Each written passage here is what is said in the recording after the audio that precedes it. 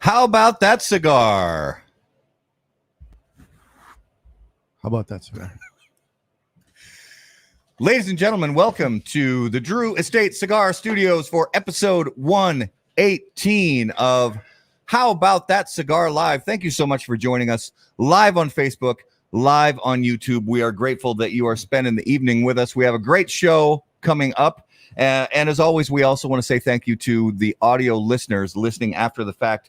When you drive down the road, workout, whatever it is you do when you listen to your favorite audio podcast, thank you so much for joining us, as always, from the Drew Estate Cigar Studios. And guys, let's talk about this great event, DE25. This year marks the 25th anniversary of Drew Estate and the rebirth of cigars movement. To celebrate this momentous occasion, the company is inviting you to its epic blowout birthday bash entitled DE25. DE25 will be held on September 25th at the South Fork Ranch in Parker, Texas. The DE25 celebration will include the unveiling of Drew Estate's newest brands with a first-to-experience approach for consumers and trade partners together. The DE25 extravaganza will begin at 2 p.m. with a tailgate pre-party. Attendees will enjoy appetizers, Drew Estate brand sensory activations, and other new experiences that the company is planning to roll out exclusively for the event, all while savoring their favorite Drew Estate cigars. The celebration will ramp up at 6 p.m. when guests are invited inside the beautiful event space for the full Monty experience, including live music performances, a full dinner, lots of great spirits, and even more Drew Estate swag and cigars. During DE25, Drew Estate will debut its new major brand releases, as well as several new cigar sizes to existing brands, giving guests the exclusive opportunity to be the first to see, touch, and smoke them. For more information, please visit drewestate.com/DE25.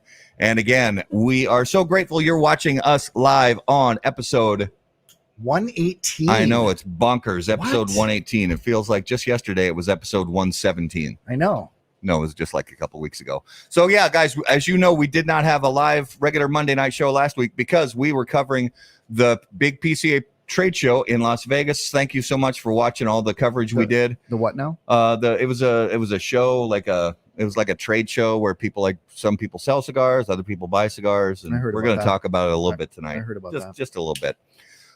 So we always talk a little bit about the Minnesota Twins. It'll be a really short conversation. They suck. Even, they're winning a game here and a game there, but can't get to 500. So they're in the bottom 6 of all of Major League Baseball. So would you say they're irrelevant? I'm gonna hold off comment on that.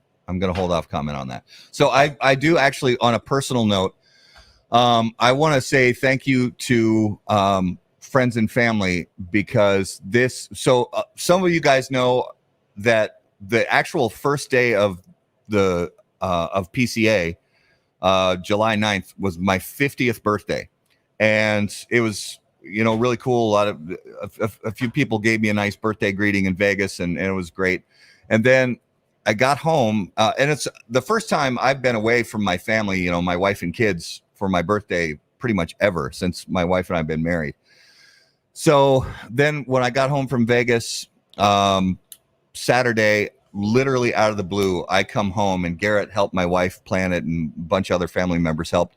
And I show up at home and walk in the house to a huge surprise party filled with people. And my wife had worked with Garrett and a retailer friend of ours to help put together this cigar bar outside. And it was incredible. I'm extremely grateful to my friends and family for helping put that together. We just literally sat and ate great food and smoked cigars outside in this beautiful weather. So Thank you for that. It was honestly a great time. Well, it was funny because we were, his wife and I were texting back and forth, and it felt a little weird at times because, when you're friends, you like show each other funny videos or whatever on your phone. I was nervous about it. Like she was going to message at the moment I was showing him a TikTok or a funny meme or something. Awkward. Yeah. Oh, by the way, here's this funny TikTok. And why is my wife texting you right now? Awkward. So yeah, that didn't happen, fortunately. No. But no, it was there was almost one thing that happened that gave it away, but it really I wasn't really convinced that anything was happening. So it was a great party and a good time, and a box of Arturo Fuente Don Carlos never hurts. So we opened the box and shared a bunch of cigars, and even some people who don't normally partake in premium cigars tried it out, and I think we may have some converts. I don't know. We'll see. Dude, and it was so great. So while we were kind of setting up the cigar bar, Matt's wife said, "What do you think Matt would do if he just came down here and he saw me smoking a cigar?" Said he would probably pick you up and immediately take you upstairs. True story. That would happen. Absolutely. Yeah. Almost did happen. Yeah. Anyway, hi, welcome to How About That Cigar. Yeah. So guys, like I said, we have a great show tonight. So as we said, the PCA trade show just happened, and there was a lot of great stuff. There was some not so great stuff that happened at the show, and we wanted to bring some people on to talk about it tonight. So we have our main segment of the evening with our guests coming up right now. And as always, on How About That Cigar Live, you know that our guests are brought to you by Corona Cigar Company and coronacigar.com, the internet's largest and easiest to use virtual cigar store. Corona Cigar Company offers you the finest handmade cigars, humidors, and cigar accessories at the absolute lowest possible price. You'll also find unique and limited cigars containing Florida sun-grown tobacco. As a proud American, president and founder of Corona Cigar Company, Jeff Borshowitz, believed it was possible to bring cigar tobacco farming back to Florida. At Corona Cigar Company and coronacigar.com, you'll find the best selection anywhere in the world of cigars containing this special Florida sun-grown tobacco. If you live in Florida or are just visiting, be sure to visit any of the great Corona cigar locations in downtown Orlando, Sand Lake, Lake Mary, and also the Davidoff of Geneva Lounge in Tampa. For more info on all of that, please visit coronacigar.com and floridasungrown.com. So, ladies and gentlemen, first on the roster this evening, if you would please, welcome to episode 118 of How About That Cigar Live from the Smokin' Tobacco Show. Matt and Nicole, welcome to How About That Cigar Live. Hey, everyone. What's going on, everybody? Thanks for having us on here. It's quite the honor to be here on How About That Cigar. How about that cigar? How about that cigar? How about it? Well, we're grateful to have you guys on. It was a real treat getting to meet you guys in Vegas finally, and we all saw and heard so many interesting things go on at the trade show, and we're excited to kind of dissect some of those things and talk about the good, the bad, and everything else in between. So, well, and I can't wait to tell a story that actually I didn't even tell you yet. Oh, nice. I love new stories. Because you weren't at the night that we hung out at the media compound. I was not there. That night I stayed back because I wanted to be in the air conditioning that night. I stayed back. I was too tired. We've got a good one. But let's bring on our other member of this evening's guest panel. You know him, you love him from Cigar Hustler and a Cigar Hustlers podcast, Mike Shepankevich. Welcome to How About That Cigar Live. What's up, guys? How are you? What's up? We are loving life so much. And Mike, this is your second appearance on the show. Ooh. And your first appearance on the show was all the way back at episode 26. Damn, in September of 2019. It's only been two. That's crazy. Before we get into it, I just want to say you guys are a lot taller in person than I thought originally. I mean, what the hell are you guys drinking over there? So I mean, what's in the water? So I do the gangster lean thing. Yeah, I see that. I mean, from this video, you think you're a couple of midgets, but when I meet you, I'm like, oh, okay. Okay, hey Matt, what the hell's going on here? Any stilts or something? They are some big boys. Right. Now that I hit 50, I think the average is I'm going to lose like a quarter inch of height every year. Really? So you're 50. I drink bourbon, so maybe I don't know if that makes me tall. I didn't start drinking it though until I was 21, because you're not allowed to drink till you're 21. I didn't have any alcohol before I was 21 because that would be super illegal. That would be wrong and very wrong. So. I totally agree. And nobody breaks the law. Ever. No, nobody. Absolutely not. So before we get into the deep dive that is the PCA trade show this year, let's just go around and start with Nicole and find out what everybody is smoking. And if you have a lovely beverage to go along with your cigar, let us know what you're drinking as well. I am smoking the McAuliffe A tonight. Very nice. One of my Very nice. favorites. I have no beverage. That's all right. No beverage necessary. So I got the Underground 10 from Drew Estate. Very nice. Very nice. Mike, what do you got on the fire? Well, I got the Postania Warbear, and then I have backup plans for Numero and the Neanderthal LH. And, that LH is such a great size in that blend. Good. Yeah, I just don't want to catch myself without a cigar on How About That Cigar. And then for drinks, I'm having Delicious Crystal Light. Yes. Very nice. And the Bang to keep the tempo going. I was hoping that you wouldn't let us down and you would have a Bang energy drink somewhere on the table. Now it's a party. I strive to never disappoint. I just want you to know. So I'm aiming. So Garrett is smoking this lovely. What is that cigar? It's so weird. I don't recognize it at all. Well, I feel like playing Dungeons and Dragons when I have this cigar because it's called the Paladin. It is from Dunbarton Tobacco. Yeah, Trust. so that is the Paladin de Saka, the Sin Compromiso Paladin de Saka, and I have. Oh, and Garrett's drinking some lovely bubbly water, bubbly water. I'm smoking this beautiful cigar that Mike can tell us a little bit about. This is called the Bangarang. Yes. And it is it's very nice so far. I had it So just give us a quick little scoop on this cigar, Mike. It's important to kind of always kind of be relevant when you're making product, right? And I think that it's really easy to fall to the wayside when you only produce one or two things a year. So, Postania is at its kind of capacity. I didn't do that intentionally. I just want you to know. That was totally unintentional. I'm just trying to hold it inside. It's all good. Okay. So anyways, relevancy is very important. So I wanted to make a couple things with some friends of mine and do some small runs, 5,000 stick runs, and release them to the retailers that we work with, and kind of play and play to the strengths of some of these other factories, but still keep Postania intact with its being sound and from Nica Sueño. So yeah, that's what I did. I talked to a couple of guys that I respect in the industry, without going too far into detail because it's still a little premature. And that's one of them. So now is that going to be a shop exclusive? What is the no, what is the plan? I don't make anything that's a shop exclusive. I just don't believe in that for me.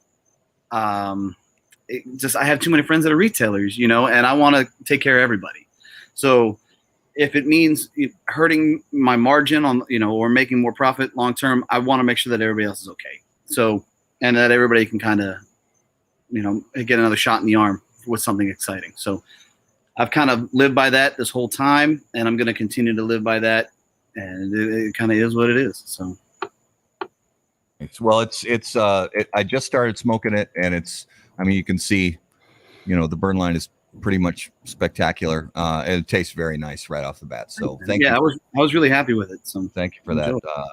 And it's so we're going right into the PCA stuff, but so Garrett and I, real quick, guys. From our last episode 117, we had a giveaway and we said we were going to randomly choose the number while we were at PCA. And PCA was so insane. There was so much stuff going on I would say, oh, we got to do the thing. And then you'd be like, oh, yeah, okay, so we'll do it later. And then, Matt, we got to do the thing. And then, yeah, it was just so nuts. Yeah. So tonight, while we're on the show live, I've got the spreadsheet with the names, and I'm going to run the random number generator on the Google machine, and we'll get it. We haven't got to this contest yet, Skip. It's okay. We'll get there. We'll get there.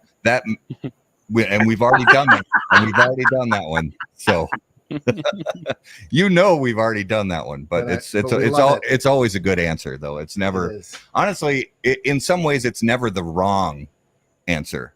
Yeah. It just may not be the most right answer for. I think it's my second given night. Second favorite answer. My first favorite was Carlito. His first guess was strip club. Yeah, Carlitos. It was Carlito Fuente. You know, this classy, elegant gentleman of the cigar world. His first guess was strip club. I was like, my man, right out of the gate. That's just he's not holding anything back. And I actually looked for statistics on people that die in a strip club. Can you believe that there's no official metric for that? I believe that. Who would want that? You know, that data. It's like Disney data. No, it's going to be hard to look up. You know, they're just going to scoot them out the back and say, I don't know, we found them like this. It makes sense. All right. So, sorry. Okay, here, you should do this live. Can you share this out and do it so they know we're not cheating? Sure. All right, real quick, guys. Let's get this. Do it. Let's do this. So, and what we're giving away is a 5-pack of the Camacho Liberty 21s. Yes. So and they're honestly, we've smoked a couple of them already, each of us, and out of the iterations of the Camacho Liberty blend from the last few years, I honestly think it's the best Camacho Liberty that they've released. So very nice. So we have our we actually didn't have a lot of entrants, so there's a good chance here. So here's the spreadsheet. Your chance. Everybody can see the spreadsheet right here. 16. And here's the generator, and I'm clicking right now. The number is 14. The line on the spreadsheet 14 is Jim Verteen. So Jim, I will reach out to you for you're local, so I'm going to bring them to you. You're in the Minnesota area. So I will get those cigars to you. Thank you so much, as always, for watching How About That Cigar Live, and congratulations on the big win. So, all right, let's get into this wonderful world of the PCA trade show. So I'm going to start with let's start with the good. So, for us, it was our first trade show as How About That Cigar that we covered. I had been to previous trade shows. Our first PCA. Our first PCA trade show. And I had been to previous PCA trade shows. This was Garrett's first PCA trade show. So it definitely different than what it had been in the past. But for Matt and Nicole, you guys, was this your first PCA trade show? Yes, as Smoke Tobacco, yeah. So what were your, just a quick synopsis, like your overall impression of the look and the feel and kind of the attitude and the vibe around the trade show? Well, I mean, the trade show itself was small.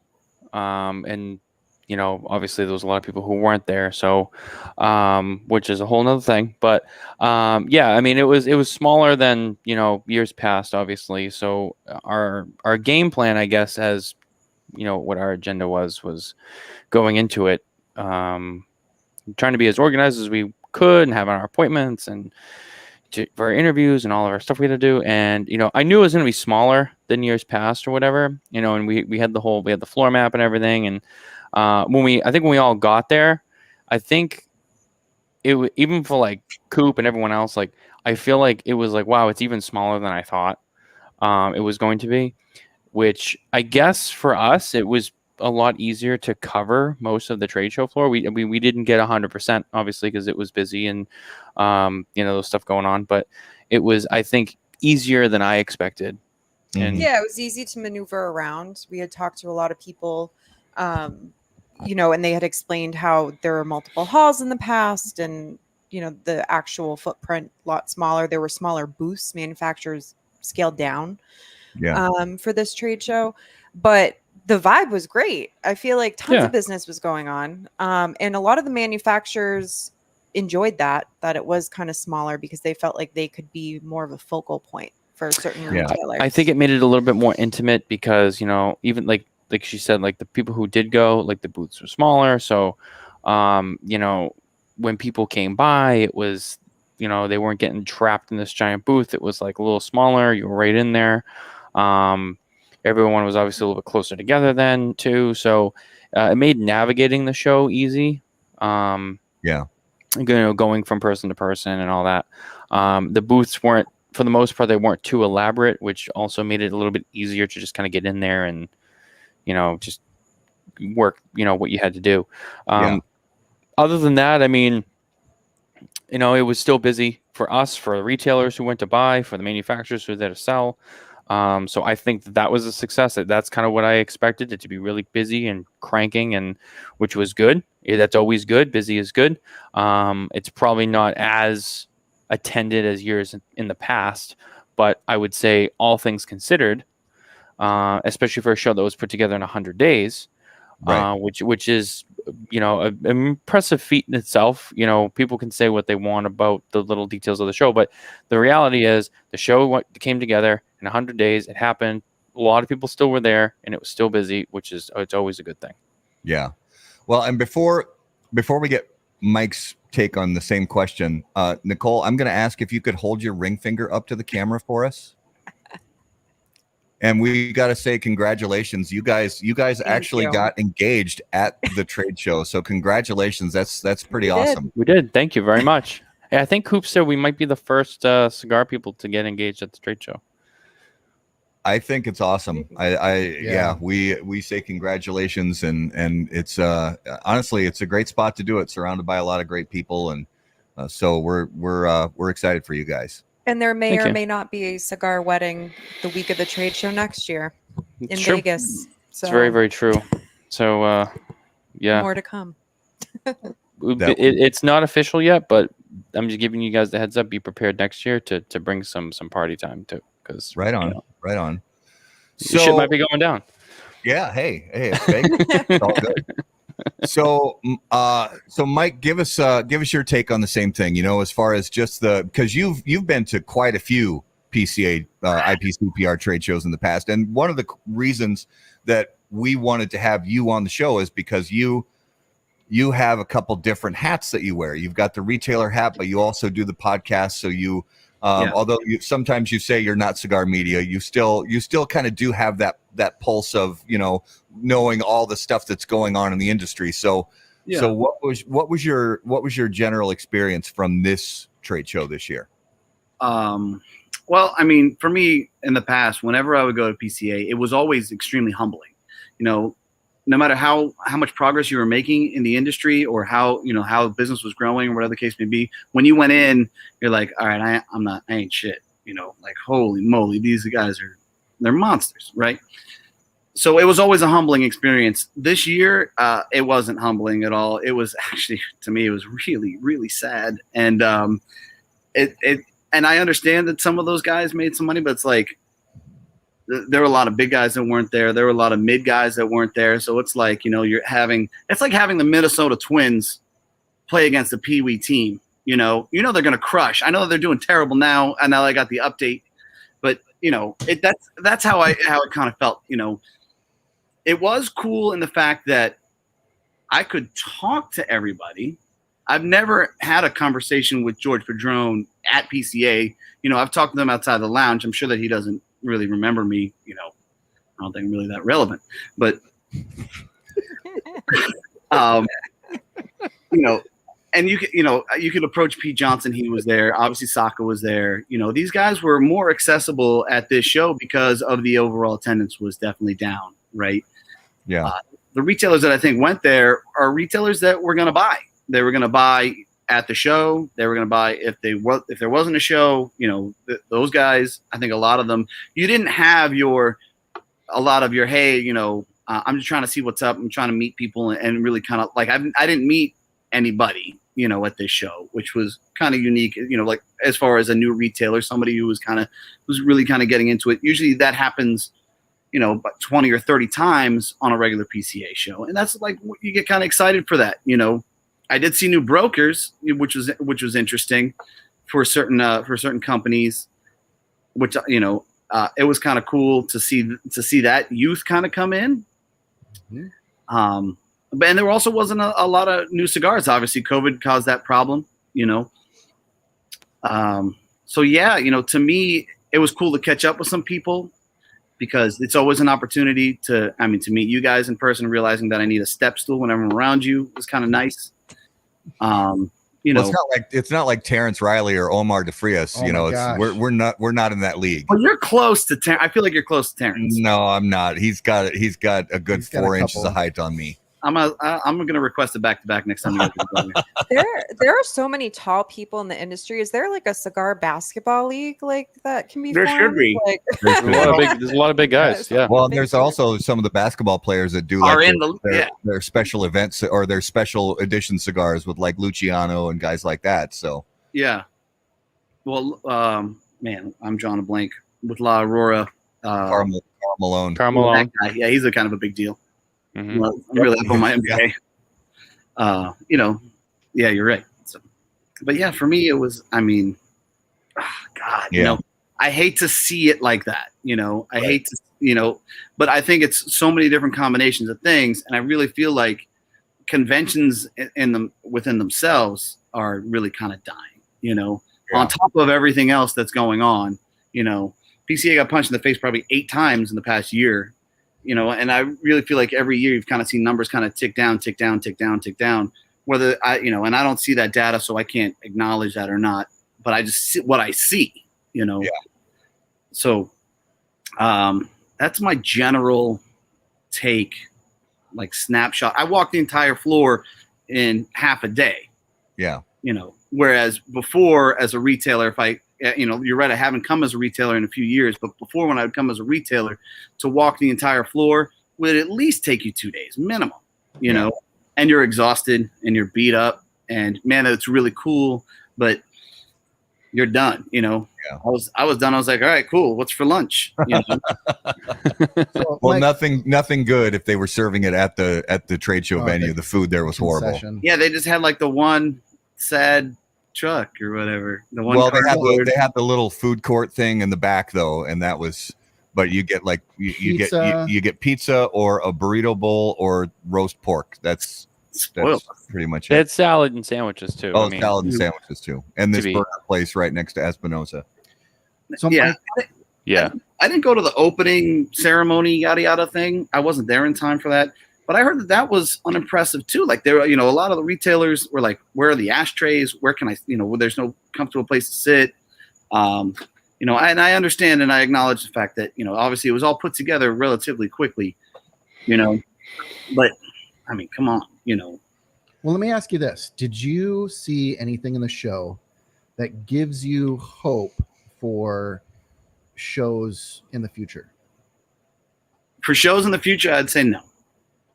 No. You know, what did honestly give me hope at the end was the conflict.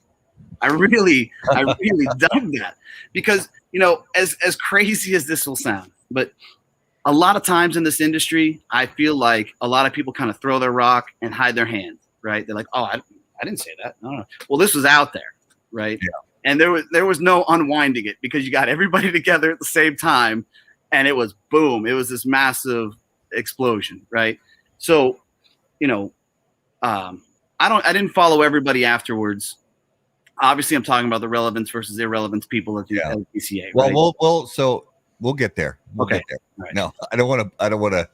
You know what I mean? We're going to do this in stages. So okay, let's go back. I'll go back to the day. Actually, the day before the actual show floor opened, which is a long story, and we'll talk about that off the air. But the day before the show floor opened, Garrett and I go in there and watch people doing kind of final setup on their booths and stuff like that. And I even said to Garrett, I said, this kind of looks kind of sad in here. It's really pretty small compared to what I remember it being. But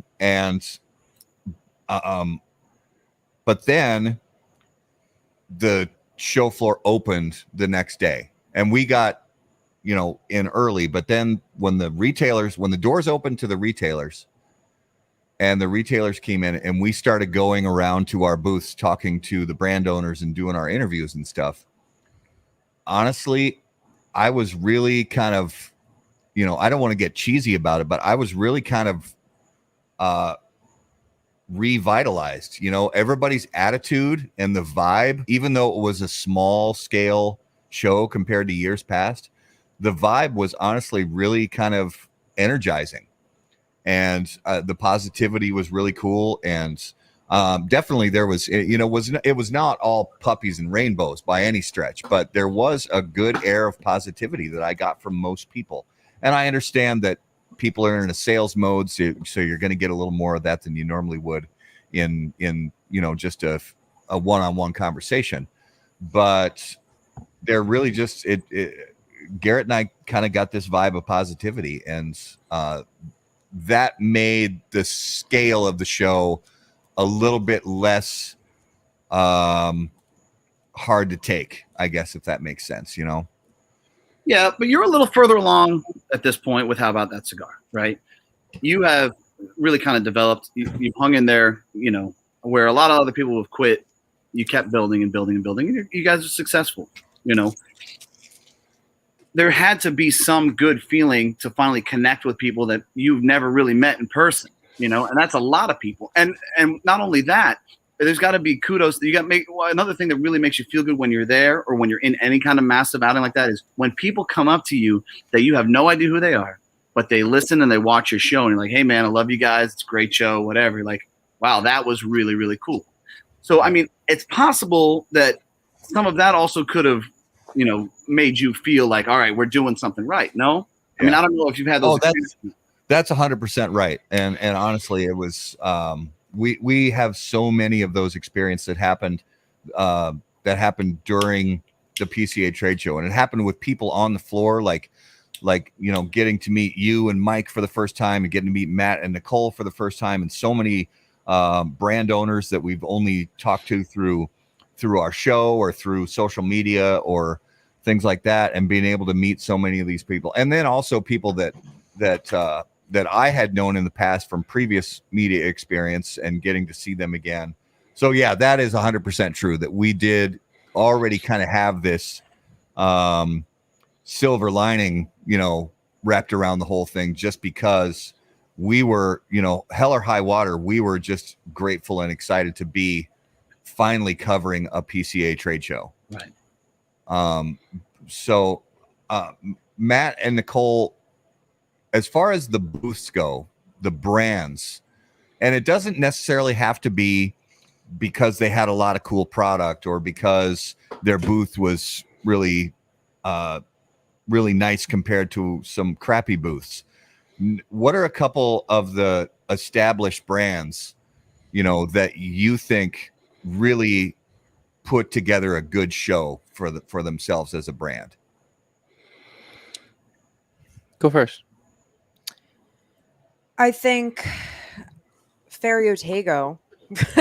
I know they didn't have product to pass out, but yeah, Michael Herklotz was there and he was ready to talk about his brand to people. Don't want to call it, I guess, established per se, but he brought it. I mean, he started his own company. He's taking on Nat Sherman, so that was great to see. I think Dunbarton did a great job. Established brands. His booth was always busy.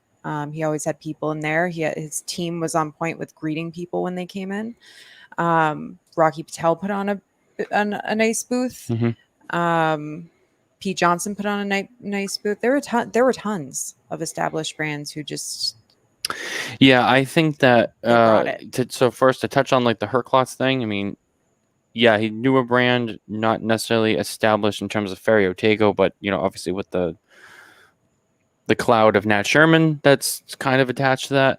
I would say it was just impressive that even though he didn't have cigars, it was disappointing, but it wasn't. I guess I won't knock him for it. But it was impressive to see him still show up, put together a decent booth, take the time to be with people and just be there and just be accessible and just, do everything he could, even though he didn't have cigars. He had his boxes out on display, which were really nice. Kind of set the tone for what to expect in terms of a cigar that will be inside them. But yeah, I mean, like, I would agree, Perdomo, great family, great company. They very structured and organized. They seem to put on a good show. Pete Johnson, didn't have big elaborate booth, but he still had it nice. It was simple, but it was nice, and he was always busy. I agree. Dumbarton, they did a great job. Sacco, their team was very organized, on point. EP Carrillo, I thought did a pretty good job. Always on, they were always organized. the El Septimo booth was one for me that was intriguing because it was their first show, but they are an established brand in other countries. They're new to the United States, but they had a lot of people in their booth, plenty of hands to help. Christoph did a really good job. A lot of their sales staff was there, taking care of everybody.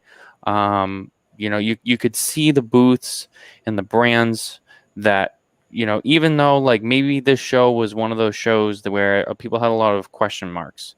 They didn't know what to expect. They didn't know what was going to happen. But you know what? They said, we're going to go.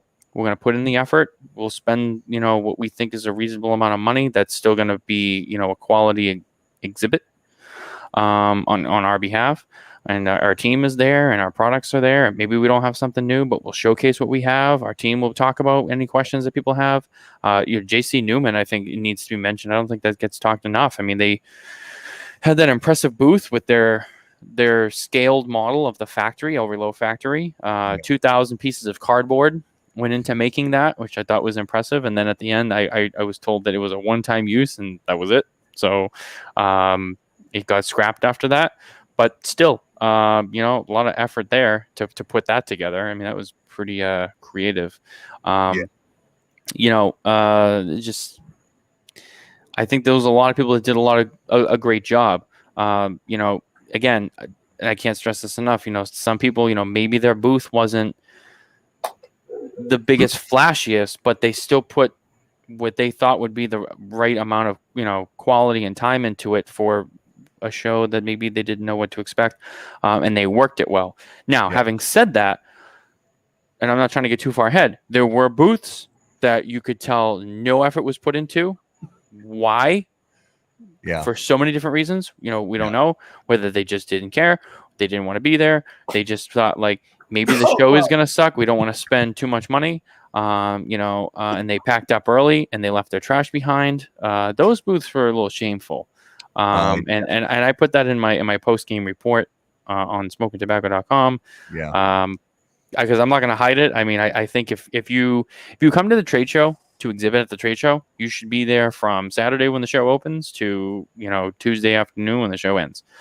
To pack up and leave early is one thing, and I don't agree with it. It's another thing to try and like make a point and leave a mess behind and leave a note and have a kind of crazy excuse. A same booth, mind you, who we approached several different times and didn't even seem interested to greet us and say hi to us, and they weren't even busy. And I just said, you know what, let's just skip this booth because I don't want to waste my time. I don't want to force someone to do an interview who doesn't really care to even be here. So I moved right along. So that's my take on it. Well, we'll name names on that in a minute, but first I want to get Mike's high points. So, Mike, what were a couple spots that you saw that were actually that you think they did a good job, either with product or with presentation or just with general attitude? Well, I think that the general attitude is always going to be positive, right? The sad part, I say that, and the sad part about the statement is that even when it's not positive, it's going to be positive. So, everybody's always, I've never ever had a person say that this was the worst show they've ever done. It's always been consecutively 10 years in a row, the best show they've ever done as I'm watching attendees drop. So that's always been kind of comical to me. It's good to see that they're excited and positive, and I appreciate that to some degree, but whether it had been out of, just being flat out upset. I also appreciate the guy that's like, fuck this, so, I feel it on both ends. Crownhead's booth, I thought was really well done. It's very basic. They've had the similar setup before. They had some new products. They did a good job. I don't think that I would say that I saw any booth where I was like, that isn't who they are. Like that isn't like Lorenzo's HBC booth. It was clean. It was simple. It was a display. It worked. Matt Booth, his booth was still boothy. It was still very boothy. Those things kind of stuck out. Obviously Dumbarton was Dumbarton. He had his black couches. He had a big table there for orders and stuff. So all of those things were kind of I mean, I thought all the booths were fine. You know, I didn't have any issues with that. My bigger issue is the people that are just that aren't willing to admit that we have a fucking problem here, and it's serious, and you know, it needs to be addressed before PCA sinks. Yeah, you know? Yeah, 100%. Garrett, what were a couple booths that you just thought were very solid? Well done. I mean, the Placencia for me, I think aesthetically and for the vibe that they gave to the trade show was just classy, all around classy. They had a jazz band playing. They had that super cool little tower thing with the smoke light deal that I wish I was still 16 and dropping acid, because that would have been like a really dope little tower to look at, for like 8 hours. So aesthetically, I think Placencia wins it for me. Another booth, like Matt said, the JC Newman,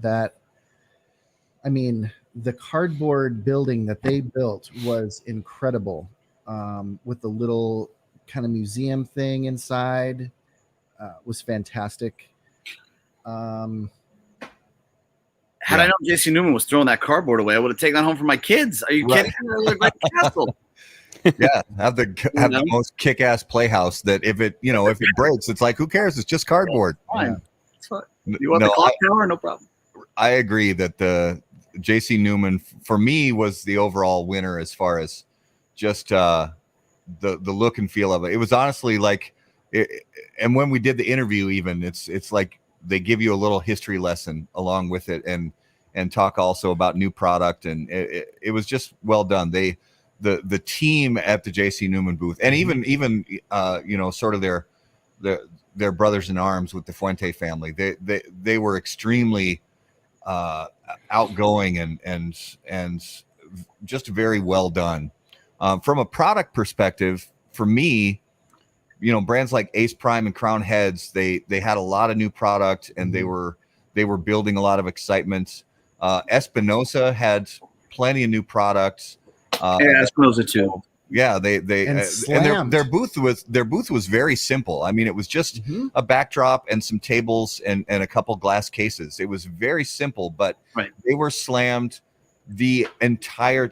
Honestly, they were slammed until about the final day, and so those were the brands that were really moving a lot of product and building a lot of excitement as far as I could tell.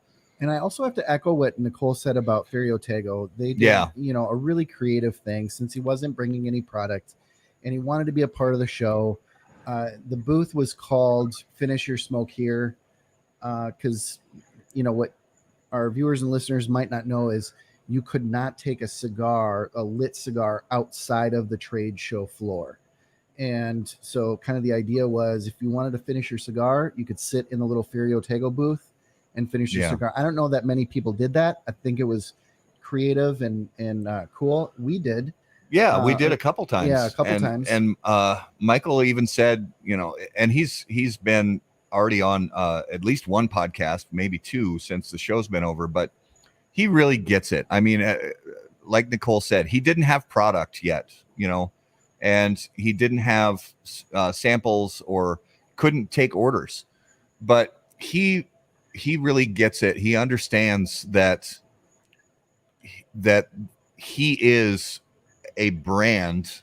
Michael Herklotz is a brand, and Ferio Tego is a brand, and it's part of the Michael Herklotz brand. And not to minimize what Brendan Scott. Yeah, Brendan Scott is a big part of that as well, and this is definitely, they're doing this together. But Michael understands that it's so relationship driven, and he was still there with the logo on the wall, shaking hands, getting to know people, and spreading the word and building anticipation even without product. And I mean, that takes a lot of balls, honestly. So kudos to him for really honestly making something of it, because still dozens, hundreds of people I know are still talking about Ferio Tego a company that showed up with no product and no order forms to a trade show. So that's pretty cool, I think. I would agree. I know. I agree with that. I mean, I think that the message there was clear. You know, like, I have nothing. I can't sell you anything, but I'm here. I'm not just going to skip it and be like, well, I have nothing. You know, he still came. He still supported the organization. He was trying to support and echo the message of the bigger picture, which I think is the most important part. And I think that really needs to be shown. But Herklotz is established, right? I mean, we all know who Herklotz is. You know, hand in hand when it comes to Nat Sherman. You know, Michael Herklotz, right? So he's gonna be successful with the brand. And you're right. Kudos to him for going to the show. But the reality is that the brand will do well with or without him going to the show. And the sad part is, for me, is that probably $35,000 was spent on his behalf. Again, I don't know, but a lot of that money that was spent, travel, hotel stay, booth, all of those things, none of that goes to helping the PCA, right?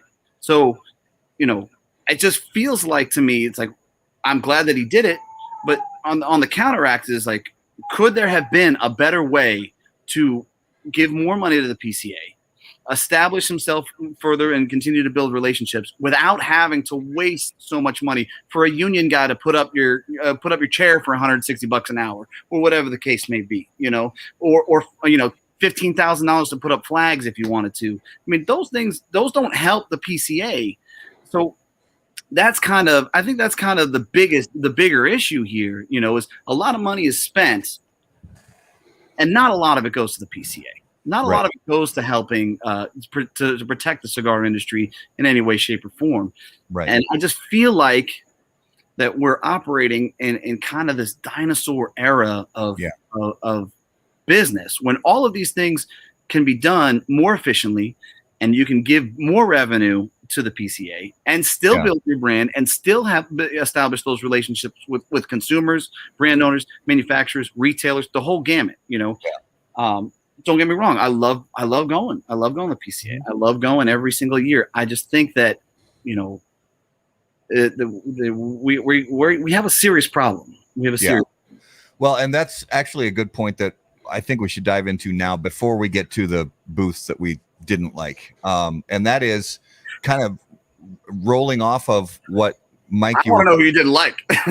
Well, we'll get there, but since we're kind of before we lose this thought, right, Mike, what you were saying about the money that does go to the PCA and the money that doesn't go to the PCA, on another podcast a few nights ago with people that I love and respect, they mentioned something that I honestly completely disagree with, and they were talking about that the PCA should hire an event planner and or hire a PR firm. And I said, and I didn't put this in the comments or anything like that, but in my head, I'm thinking that is the dumbest idea I could possibly imagine, because that is that PR firms cost a shit ton of money. Right. And a good event planner is not just an event planner. It's a firm of people that you hire. That is a shit ton of money, and not a single penny of that money is going to go to the PCA to help the fight against government overreach. Right. So I don't understand that thought process of, it seems to me, respectfully, it seems to me to be an old model of thinking is let's put more money into making this event as big as it can be, when at the same time, not a single penny of that money is going to go to lobbyists or lawyers or researchers or any of that stuff. Right. Well, and it was, so I helped out on a campaign. Stop it. Right. Did they win? Did they win? No. Okay. So then then what you have to say is irrelevant. But this feels so much like that. 7 years ago, when you know, we were trying to do all this fundraising and our goals weren't being met, and they threw this big gala that I knew that the campaign couldn't afford. Mm-hmm. Yet they somehow made it happen. And I asked the question, why even do this gala if you really can't afford it? Right. And it was image is everything was kind of the mantra. And that's what this feels like, that the image of everything is okay is kind of being spilled out there. when everything isn't okay. Yeah. So Skip's got a good input here. You know, you need an organization that listens to its customers, is willing to change and adapt versus being run by only a few people in a back room, slow to change. And that, I think some of that is speaking directly about the PCA board of directors. I know there are some changes now with the PCA board of directors. I'm hoping those changes are going to be positive and go in the direction of putting money where money is needed versus putting money where it's only going to be window dressing. Right. But it's a very tough spot, you know, post COVID and going into the future, wanting and knowing that the money is, the amount of money is limited. And when you're in a fight against an opponent with bottomless pockets like the U.S. government, right? I mean, they literally print the money. Yeah, you have to make the tough decisions sometimes to put every penny where it will actually do good rather than just dress things up. Right. I don't know. I think that the biggest thing about like this year's show is it's kind of like a two-edged sword. You know, double-edged sword. Sorry. It's one of those things where brother. The show went into it last minute. You know, there was a lot of uncertainty, obviously with the pandemic stuff, which is outside of everyone's control, right?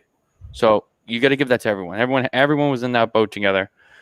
The show came together the last minute. They had 100 days to put it together. They made the show happen, which is great. That doesn't change the fact that obviously, there needs to be some things that change.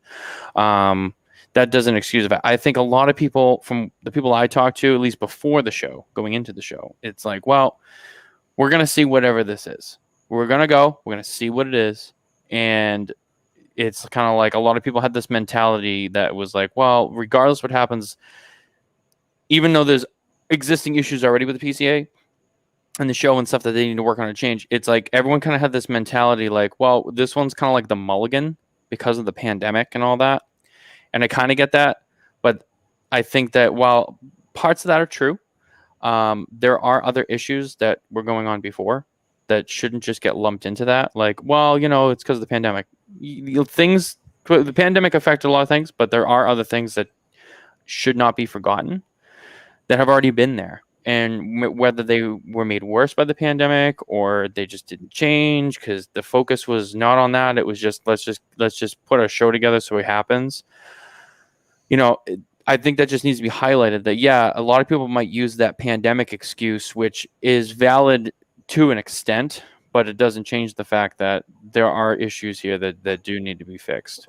Yeah. And I think that just needs to be highlighted. There's a huge gap. I mean, the fact that, you know, a lot of retailers not retailers, but manufacturers, not everyone. It needs to be a show everyone wants to be a part of. Right. Yeah. Like you can't have people skip it. Like to make it truly, what am I trying to say? To make it truly something that to maximize its potential. Maximize its potential to get as much funding. Everyone needs to be involved and want to be involved. Who's in the industry, showcasing, and they're not doing I don't want to say they're not doing a good job, but things need to be fixed. They have to listen to people. They have to take people's thoughts into consideration. They need to do a better job in raising money in other ways so that they have the most dollar to spend towards this fight.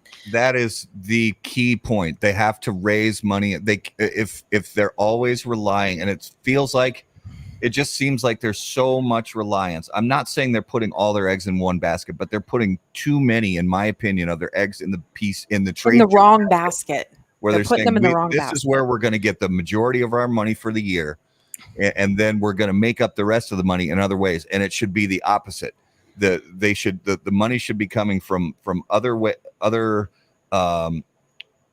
efforts rather than the 90% of the money coming from the trade show and 10% coming from the other efforts. Absolutely. I think that too, like, you know, kind of like what I was saying before, like, I know that there's I know there's people who didn't go for certain reasons, and then there's other people who didn't go for different reasons. Now, like, I know like Skip's watching, I know that Roma Craft wasn't at the show, and I don't really know a lot about, Skip's, situation. But, I know it's probably obviously not the same as like why Davidoff wasn't there. Like John Carney, obviously, Right. La Flor Dominicana, they didn't go. And, John's a close friend of mine. So he's told me flat out, he's like, listen, we didn't go because we, we support the PCA and we want to find other way to support the PCA however we can. But he's like, as a business decision, it didn't make sense for us to go to TPE or PCA, like to pay, to send the staff, to have the booth and all that. Because we just we felt like, it doesn't make sense to go to try to do business because we're still trying to get caught up from last year. And I think that's the part where the pandemic, yes, that's valid. There are manufacturers, like Skip, like LFD, like, Casa Cuevas, they went to TPE, but they didn't go to PCA. They felt it was too close together. It's like, we already went out there, McAuliffe didn't go, United, I know they went to TPE. They had a great show. They didn't go to either. Yeah. I mean, I know that United went, they did really well. They sold a lot of stuff. They're like, it doesn't make sense for us to go back out there 2 months later. We already sold everything. So I get that. I think that is fair. If whether you don't have anything to sell, because, people are still trying to get caught up on production, orders that they already placed last year, that they still haven't fulfilled. I get that. But it's, it's the other people kind of who went into it being like, well, I just don't want to go because it's going to be it's, the pandemic, that it's going to suck. It's going to be small. We just don't want to go. Yeah. As long as it's coming from a business standpoint, but if it's not, and it's just kind of like your mentality, well, then, you're kind of missing the picture here. It's not just about that. It's supporting the PCA and raising that money. And if you're not going to go to the show and, and you're going to support the PCA, find some other way to do it. I mean, don't just write it off. I mean, and the reality is PCA is there to help you. It's to help all of us, whether you're a manufacturer or retailer or whatever, even the consumers, because I mean, it affects them too. It's all, it's a river that, it runs downhill. So, I think that people just need to remember that, and if you chose not to go to the show for reasons other than it just really business wise didn't make sense for you to go and spend the money, even Mike was saying, with Ferry Ortego, Michael went and he did, I think, a good job just trying to be there to support and do his thing. But, he's right. Was it really worth him spending all the money to go there to not, sell orders? Is there maybe some other way he could have done it? Maybe, I don't know. And he makes a very good point. But I would say that the overall thing is, well, at least he tried in some way to show his support, which I think is still overall important. But PCA refuses to acknowledge that they have a problem. And that's the biggest issue here. Well, I'll push back on that a little and say that I have seen them acknowledge that there's a problem. And we've heard this directly from Scott and from Josh that they do know that they have a problem, but it stops short where I believe that they have acknowledged the problem, but they haven't pinpointed the exactness of it, nor have they been able yet to develop strategies to fix it. Well, they could just have an open forum. Why not reach out to all the manufacturers who didn't attend and say, well, why didn't you? To get a better idea. What can they do to change? And I think that's coming from what I've heard from the organization is that's coming. But again, it's easy to say that and not follow through. Yeah, exactly. So I mean, when we look at the fight that we had here in Minnesota, the fight that they recently had in Michigan, in talking with shop owners, many of them said we haven't heard one thing from the PCA, from both members and non-members. So I think we need to really convey the message that communication is huge if they want the support that they are so desperately asking for. Then get some communication going, get some dialogue going, instead of just these backroom boardroom chats. And then we hear about, we're going to be doing this. What do we?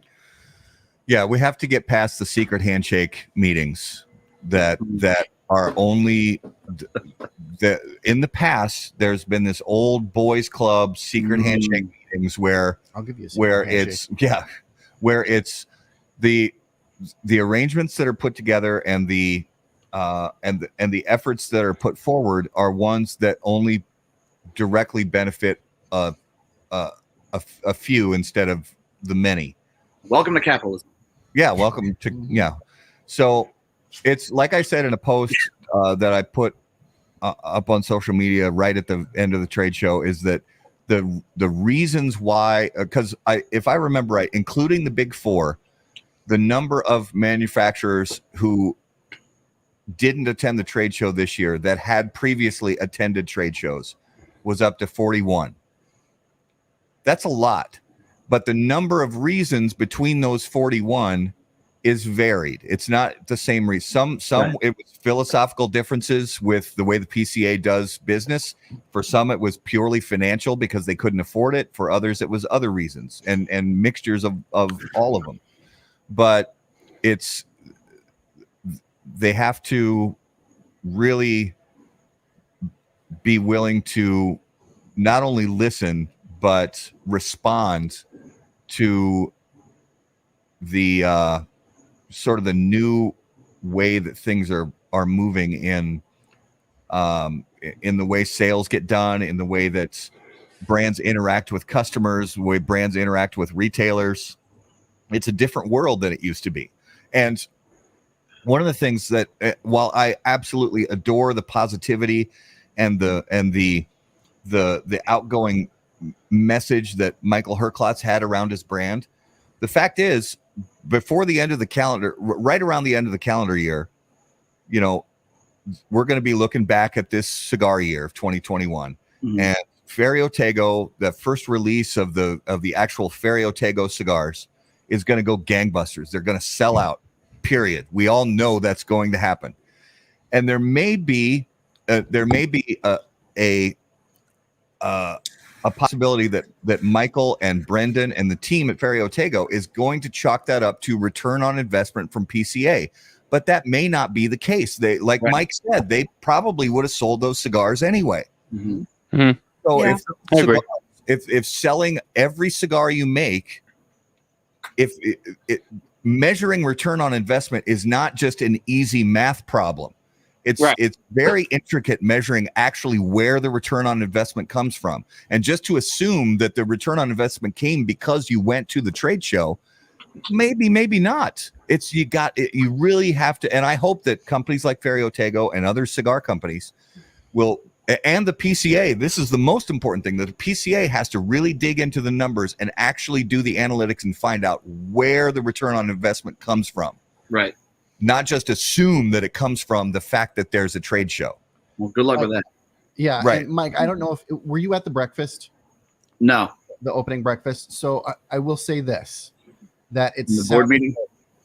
Yeah. It was kind of the board meeting type thing. Again, it's words. And the words were good. And now we want to see the action. There seemed to be more transparency. There seemed to be, I think we got a great rally cry. And, John Anderson, I think did a great job. And so did Scott Pierce. And both of them at the breakfast, I think, did a great job. They, like Garrett said, they rallied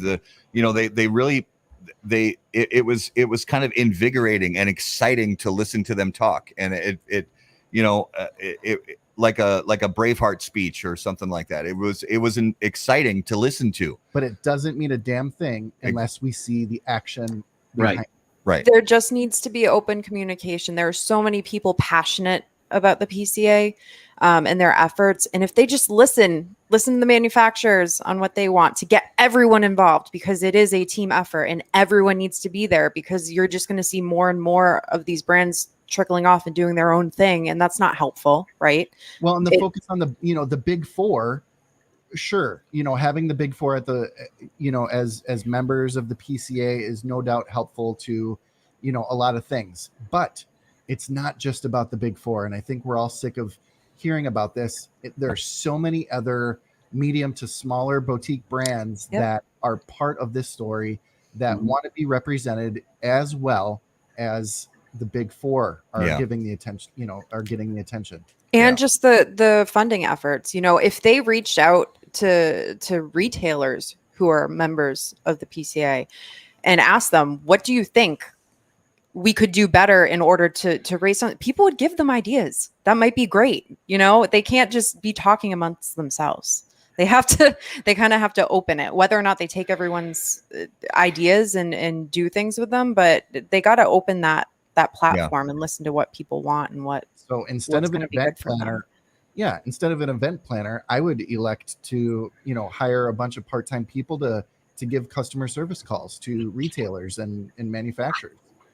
I think that's better money spent than an event planner, in my opinion. A survey. They need member engagement. They need member engagement, whether that's people to reach out to the retailers, people to reach out to the manufacturers, or both. They need more engagement. And, they did furlough the staff, and they gradually brought back some people and hired a couple additional people, but their staff is still extremely small compared to what it was 2 years ago.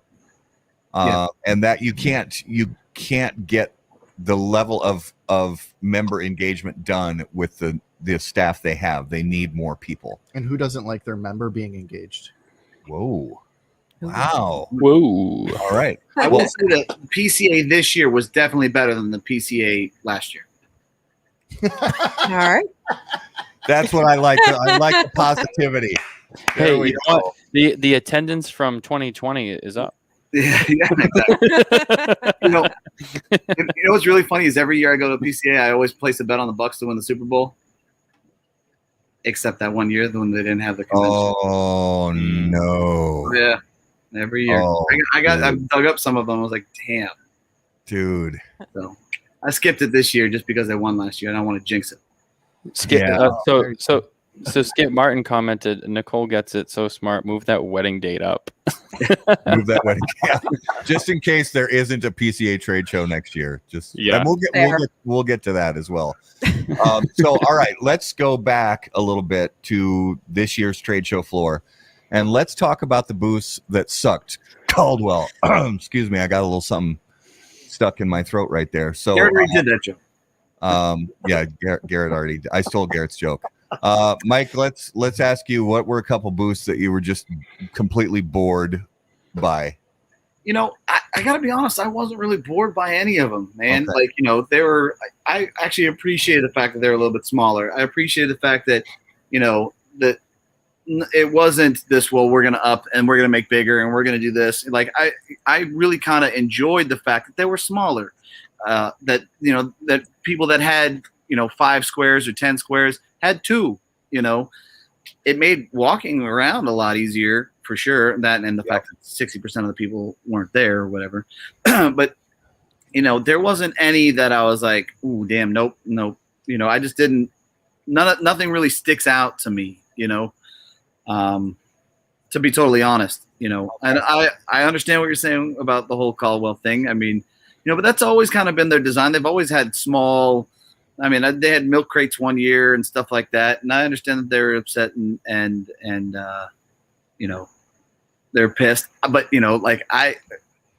for whatever reason, why they did it, like I said, I have some appreciation towards that, because at least they're being honest. Well, I do agree that there's a little bit of with Caldwell and Tony Bellato.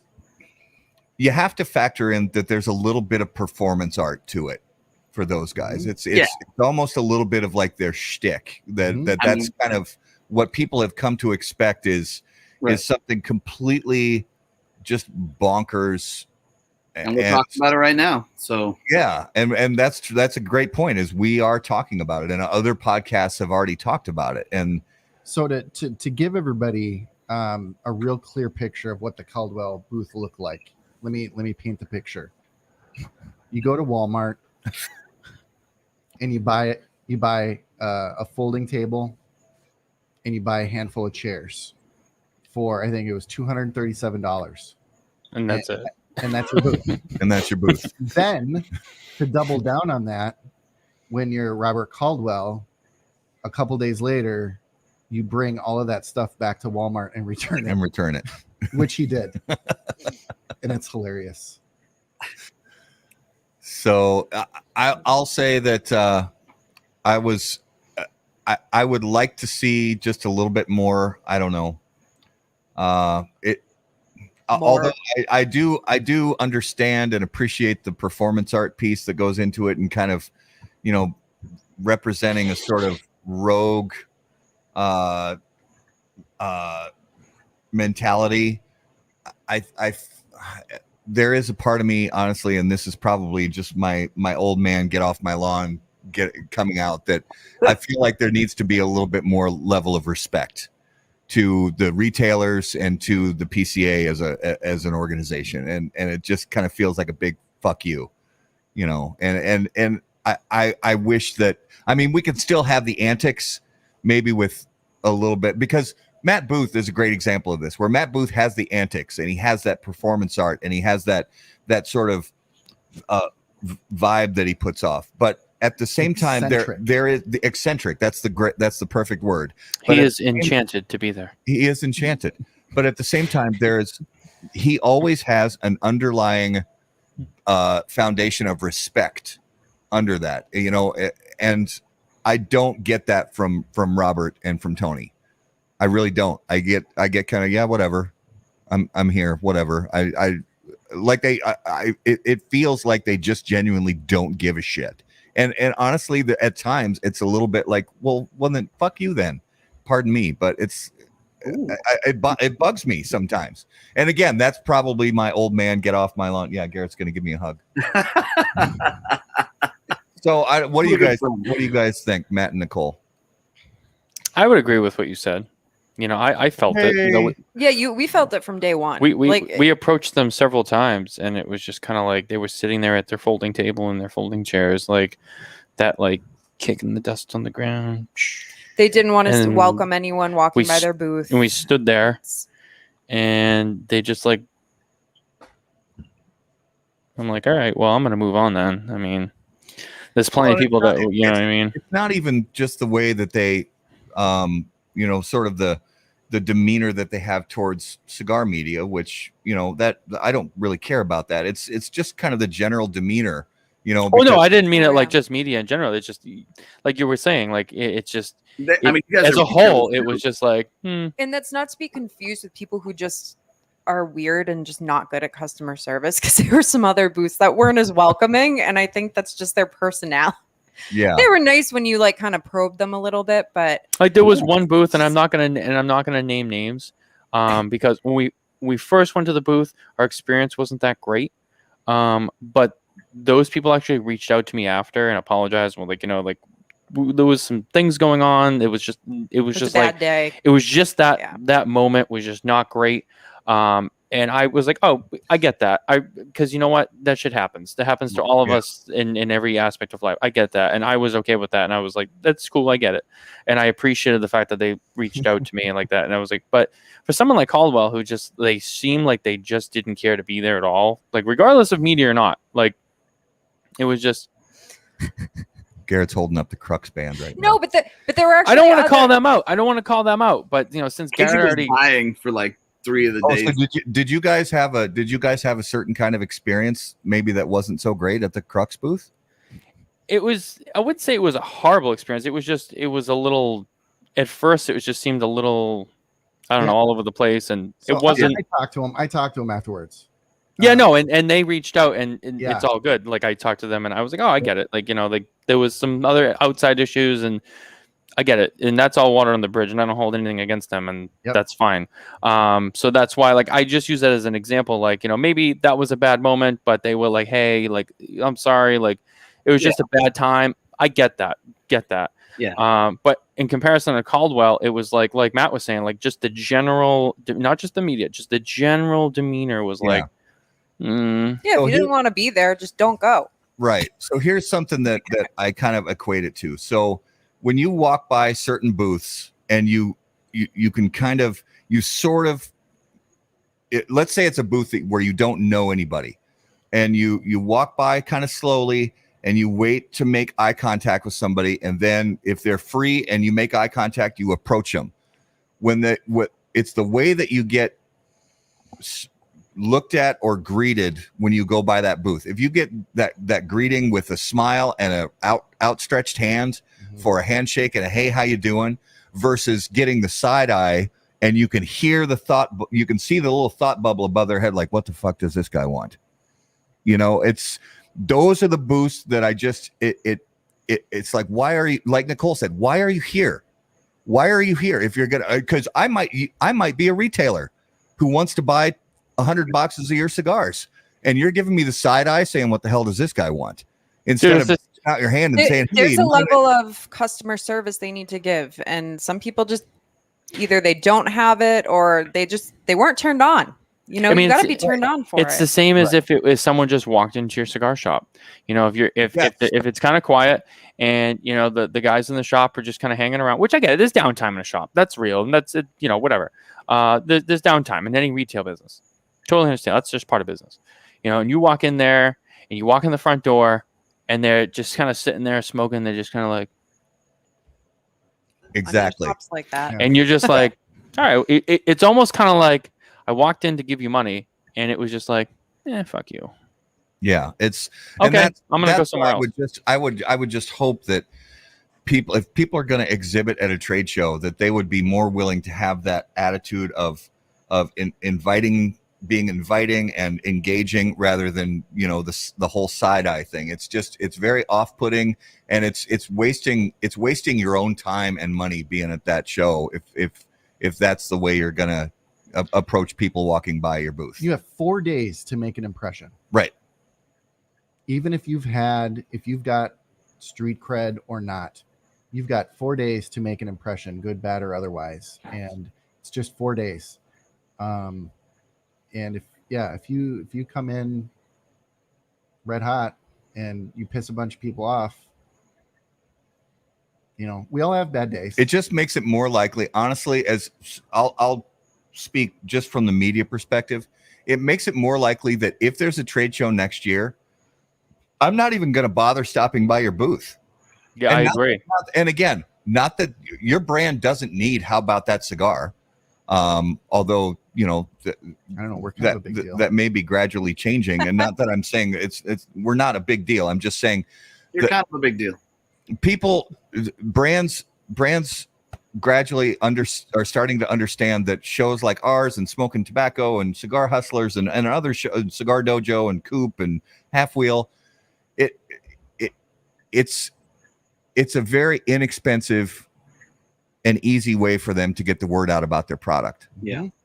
And free to give the side eye and the get off my lawn sort of vibe when we're really just there to give you free publicity, you know. And on the flip side of that coin, though, there have been some of the old school brands that haven't embraced social media, haven't embraced podcasts or anything, that are starting to see the value in it. That's true. And I'm thinking these next couple years, we're going to see an insurgence of some of these white whales or quote unquote guests that never do any of this, that will start to.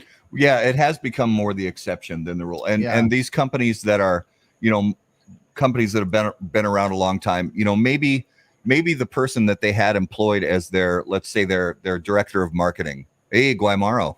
There we go. Let's say the person they had employed as their director of marketing retired or went to work for another cigar company. So then that company, and they were never very engaging with bloggers or podcasters, that kind of thing. Then they hire a new director of marketing, and they're going to be somebody most likely younger who understands, because of the generation they come from, they understand the sort of inherent value in podcasting and blogging and social media, and therefore they're going to become more engaging with people like us than they maybe would have been in the past, and that's a good thing for honestly everybody. You know, it's so I would just encourage any brands, you know, if when you've got your salespeople there and your reps in the booth, encourage them to be as engaging as possible. And if they're not being engaging, then either get them out of there or, you know, stick a cattle prod up their ass until they become properly engaging. Well, even John Anderson said that they need to do more of this to get out there. We did. Yeah. We were able to do a quick live with him on the show floor. And, you know, afterwards he talked about doing more of this. And so I think, you know, that could help some transparency, also help get some of the message out to the PCA. You know, every little bit helps. I think that there's two sides to that coin when it comes to media, right? What do you say? They'll pay you lip service. They'll pay you lip service, but they'll never love you like me, Garrett Robinson. I feel the love, Skip. We feel the love. It's a true story. So here, you know, as a brand owner or manufacturer, if you don't know like who like the bigger guys are as far as media is concerned, you know, it's very easy to get turned off by reviewers or bloggers that just kind of walk up and like, hey, we just need some cigars to review, like where, you know, like that happens a lot. Right. And a lot of those guys, you know, if you don't know the difference, it's very, and shame on them for not knowing, but you know, a lot of people approach you for, I just want a cigar and I'm going to review it later, or just give me a quick quote or something like that. You know, I could see where it could be discouraging for somebody who's not entrenched. I mean, they should be, but you know, I'm just trying to play devil's advocate in some areas of that aspect, you know. Well, unfortunately, most of those bloggers are gone. They really are. There are very few who just walk in and say, I review cigars and I need, do you want to give me some samples to review? You know, that's pretty few and far between anymore. Thank God. There was an issue though with a lot of people with, I don't want to say just influencers, but people who didn't have, I would say, a substantial media company who got into the show, either by mistake, like the PCA actually allowed them in without enough content on their websites, blogs, whatever, or influencers who came in on other people's badges and were like walking around with their cell phones doing content and then just kind of eating up booth space. Yeah. That was kind of an issue. I agree. And we did have an issue with that at one booth. And so I'm going to throw out some full disclosure here. And Matthew and Nicole, I'm curious about what your experience was like when you got started, as far as when you first went to the PCA to apply for membership. So that when you go on the PCA website, if you're a blogger, if you're a new cigar blogger, if you want to start a cigar YouTube page or a blog or something like that, and you want to become a member of the PCA, you go on the page and there's a very long write-up about qualifications and things you have to fulfill in order to be brought into the PCA organization as a media member. You have to pay the dues, but you also have to, according to what's written on the site, you have to meet certain qualifications and be around for a certain length of time and have a certain amount of relevant content, as opposed to irrelevant content. And when I first did the whole official business thing, I mean, Garrett and I talked about this ages ago, and then when everything went to start up, I actually went to file and officially register the business as an LLC. You know, and then I reached out to the PCA after the website was live, and there were already a handful of cigar reviews on there and some articles. The social media accounts were all set up, and things were rolling. There was content there available for consumers to look at, but it still wasn't really very much. So I reached out to the PCA to apply for membership, honestly thinking I wouldn't be surprised if they said no, but come back to us when you've been doing a little bit longer. I got an answer back within a couple hours saying, yes, here's where you send your check. Now, what I say that, meaning I understand that they need that membership money from media people as much as they need the membership money from other people. Right. But I honestly was a little bit concerned that there wasn't a more stringent vetting process. Right. Because it was the experience the same for you guys? Yeah. I mean, we had the blog and the website and our show for at least like 6 months. So we had enough content. Smoking Tobacco was a blog before the podcast was introduced, which was just last April. Okay. So there was enough, but again, same boat. Yeah, I maybe mean, I come basically, back. being the only member who's been here since day one at Smoking Tobacco, not that anyone else doesn't matter, that they all play integral roles, but being the Dude, person who started it. She's sitting right next to you, dude. I'm gonna get half of everything. So no, and I don't mean that as a negative thing. It's just like knowing from the beginning, like the plan always was, when I knew, I had a plan and what I wanted to do. Building it is one thing, and I always knew, like, okay, like this is, let's like you guys said, let's build the social media, let's build the website, let's get everything going, and then we'll go for it. Especially when you start taking in revenue from advertisements, and you're taking money in and you're operating as a business. Yeah. You want to make that official, but you also you want to make it official because you're operating as an official business, so it's like it should be official legally on paper. And that also translates to a lot of things. And people take you, I feel like a little more seriously. Like, wow, this isn't just like something that you have like on Saturday. Like, no, you took the time to spend the money to And become an incorporate LLC. yourself. Yep. And and run it like a real business, which it is.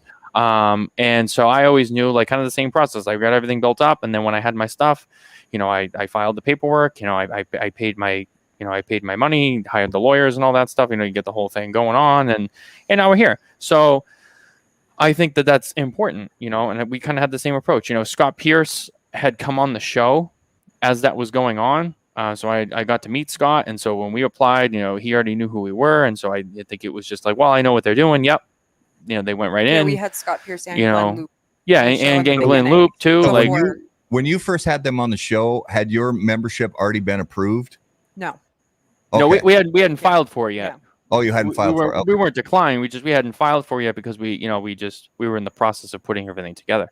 So once we finished and we applied, we got right in. But like you kind of in the same boat. Like we had stuff to present. Like we had, hey, this is what we have.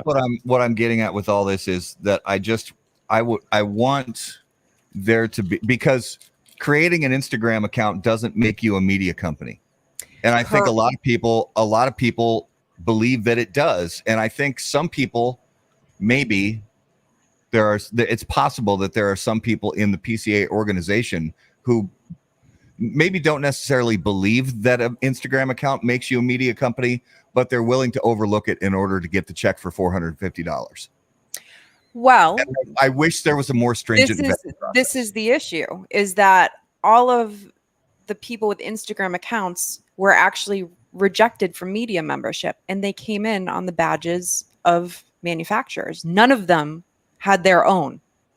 The people that got in, if you look in photos, not a single one of them came in as their own.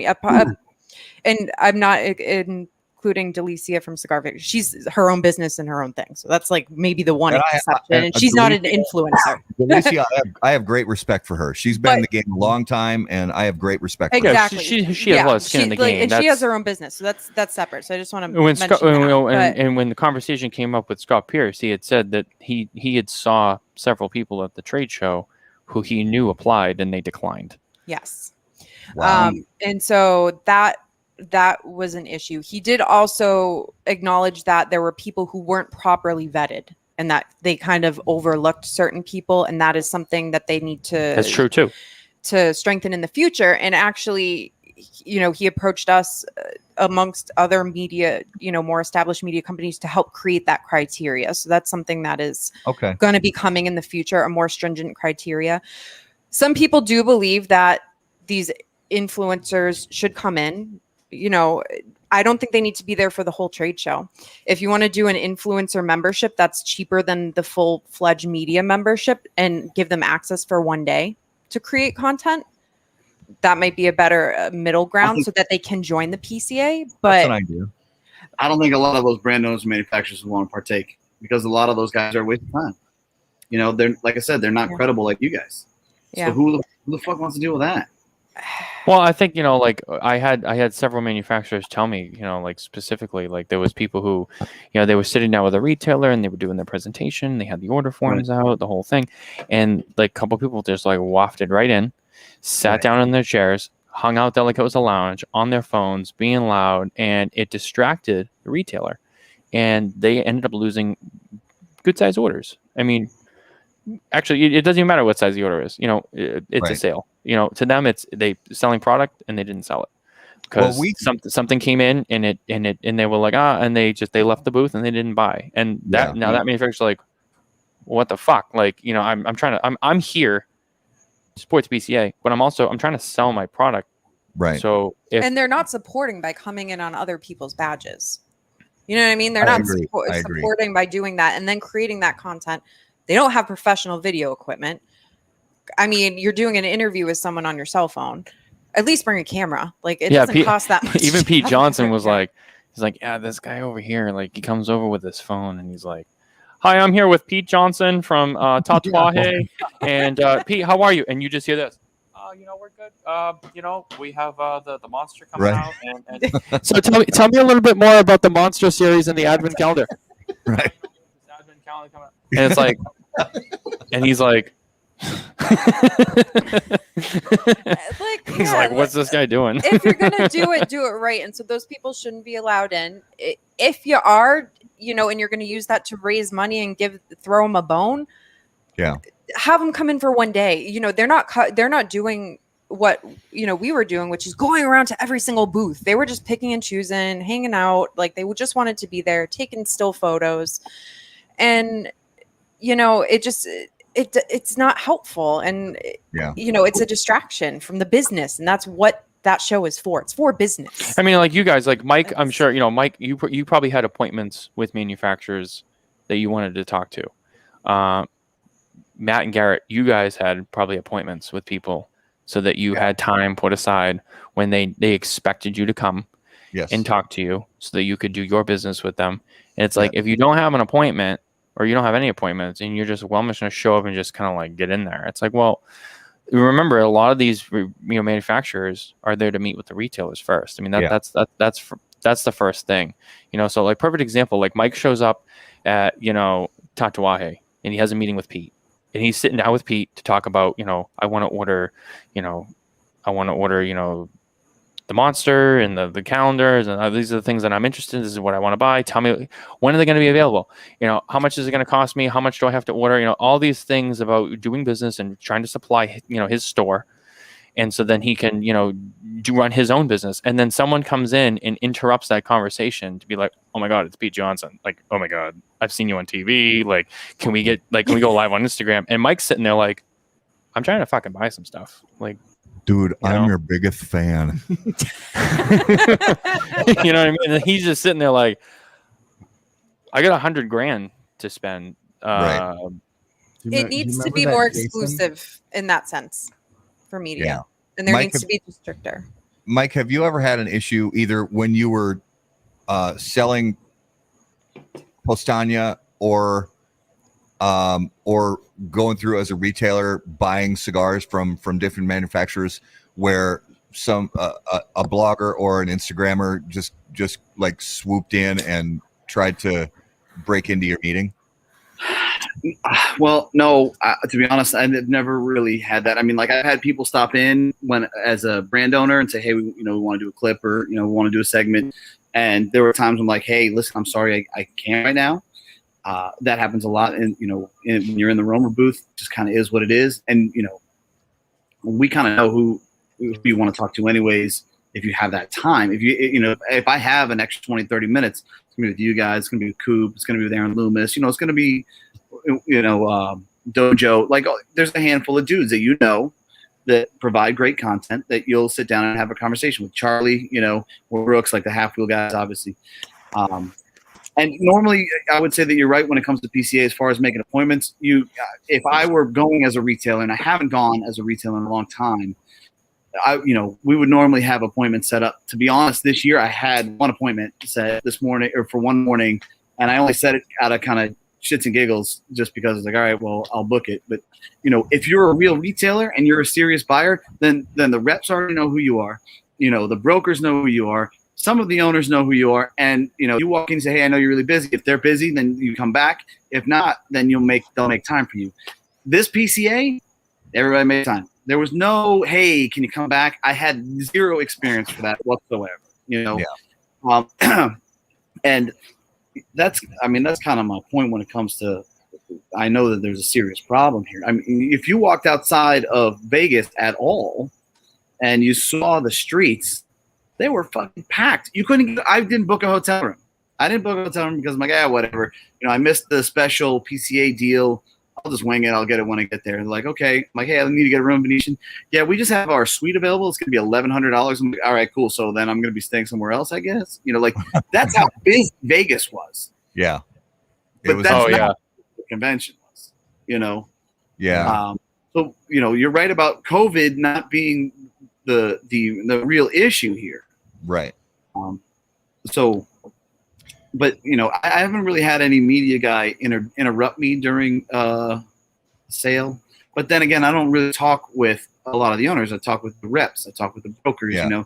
The people who are going to make the sale. And normally, more often than not, if I'm buying cigars, there's going to be a lot of times where I'm kind of buying them blind.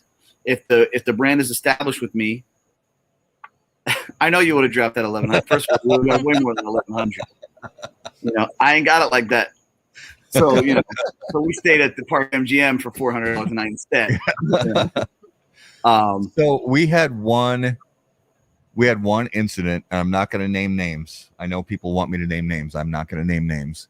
We had one incident at the trade show this year where we had a scheduled interview, and we come into the booth and we let them finish up the business that they were just concluding with a retailer, and sat down to get the live interview fired up, and somebody tried to basically say, I'm going to join in on your interview. And we were like, no, actually it was the brand owner. Yeah. Who said, no, you're not. Go away. Right. So, and that was great. Cause basically it would have been the same things Garrett and I said, but it's like, no, the brand owner said, please go away. We have an interview to do. So, man, I really wanted to crash that Crown Heads interview too. I was like, I'm coming back. What time are you going to be? So we had a good viewer question up yeah? there from Raul, and let's get to it before he goes to bed. Right there. So here we go. What were the most exciting cigars at the event? That's actually a great question. So one stands out for me. Mike, can you think of a couple that were kind of standouts that you either placed orders for or you're definitely gonna place orders for? Yeah. So for me, obviously the Crown Head stuff, La Pais, whatever, La Pais. The Sarge, I didn't, I was candid about the packaging. I wasn't gung ho about it, and I was open to make that statement. I have no problem saying that to them. But I heard the cigar is really, really good. It got really, everybody who I respect said that it's going to be a banger. So I definitely bought that without question. What Espinosa's doing with the Laranja Azuela, yada yada. And listen, I'm gonna make fun of everybody's name because everybody can't pronounce my shit anyway, so it doesn't matter. The La Provincia 6, that was a really good cigar. The 601 Black. Obviously, Saka's coming out with the Stillwell Star, yeah. That that's definitely different. It should be interesting to see how that kind of develops and see what type of market that guns. But then again, same scenario. All of those guys. Those are guys that I know make good products. I've been doing business with them for a long time, and I'm going to buy their products. If I didn't have access to it, I would buy it blind because I believe that they're going to perform. Now, if they disappoint me, then it's a whole different scenario moving forward. It's like, all right, well, I got to try it. So those are the main ones that really kind of caught my eye. And a bunch of those I smoked already, so I'm excited about those. Okay. The Padron made that PCA 60 ring gauger. That was pretty cool. So we picked that up. Like I said, it was cool to talk to George. So when we walked away, because Palmer was with me, and so was Ronnie from Secreto. And I was like, that was the guy. That was right. He's right here, and then there's everybody else on. He's like, really? I go, yes. He looked, and I looked up at the, he's on the booth. Like, that was kind of cool, And I know it's kind of unique to see manufacturers they're trying. I don't know if it's the right thing or the wrong thing. I don't have a crystal ball, but to see that, hey, in order to get specific things, you had to get them at PCA. Now, obviously, Padron has a lot of ability there where they can say, hey, we sold 700 boxes. We're going to make 700 boxes, maybe a little extra for if there's any mistakes or anything like that. But a lot of these other guys don't have that ability. They can say, hey, this is a PCA exclusive. We made 5,000 sticks. Well, we only sold 2,000. Guess what? Like, that's going to be open to everybody else. You can't say that it's not, Right. So like, that was kind of unique. And it was good to see that there was some effort there, I guess. Like I said, I don't know what it turns into, to be totally honest. So. Okay. Nicole, what were a couple that you tried or even didn't try that you think are going to be a success? I didn't actually try a lot because I was running around the show floor working. Yeah. So it was hard to literally carry the tripod and have a cigar in my hand. And actually, we ended up shipping most of our stuff back and it hasn't arrived yet. So I would like to try a lot of things that I don't have in my hands till probably Thursday. There was a lot of hype around the Stillwell Star. I did try one of Luciano's. What is it? The Fight Lux? Yeah, the Fiat, and I loved it. That was great. Yeah. There was the Cavalier. I hadn't tried that before just because it's not available up here in the Northeast. Amazing. So there's a lot of things I'm excited to try. There's the market up here compared to like Miami, Florida, and certain parts of the country, just we can't get our hands on certain things. So yeah.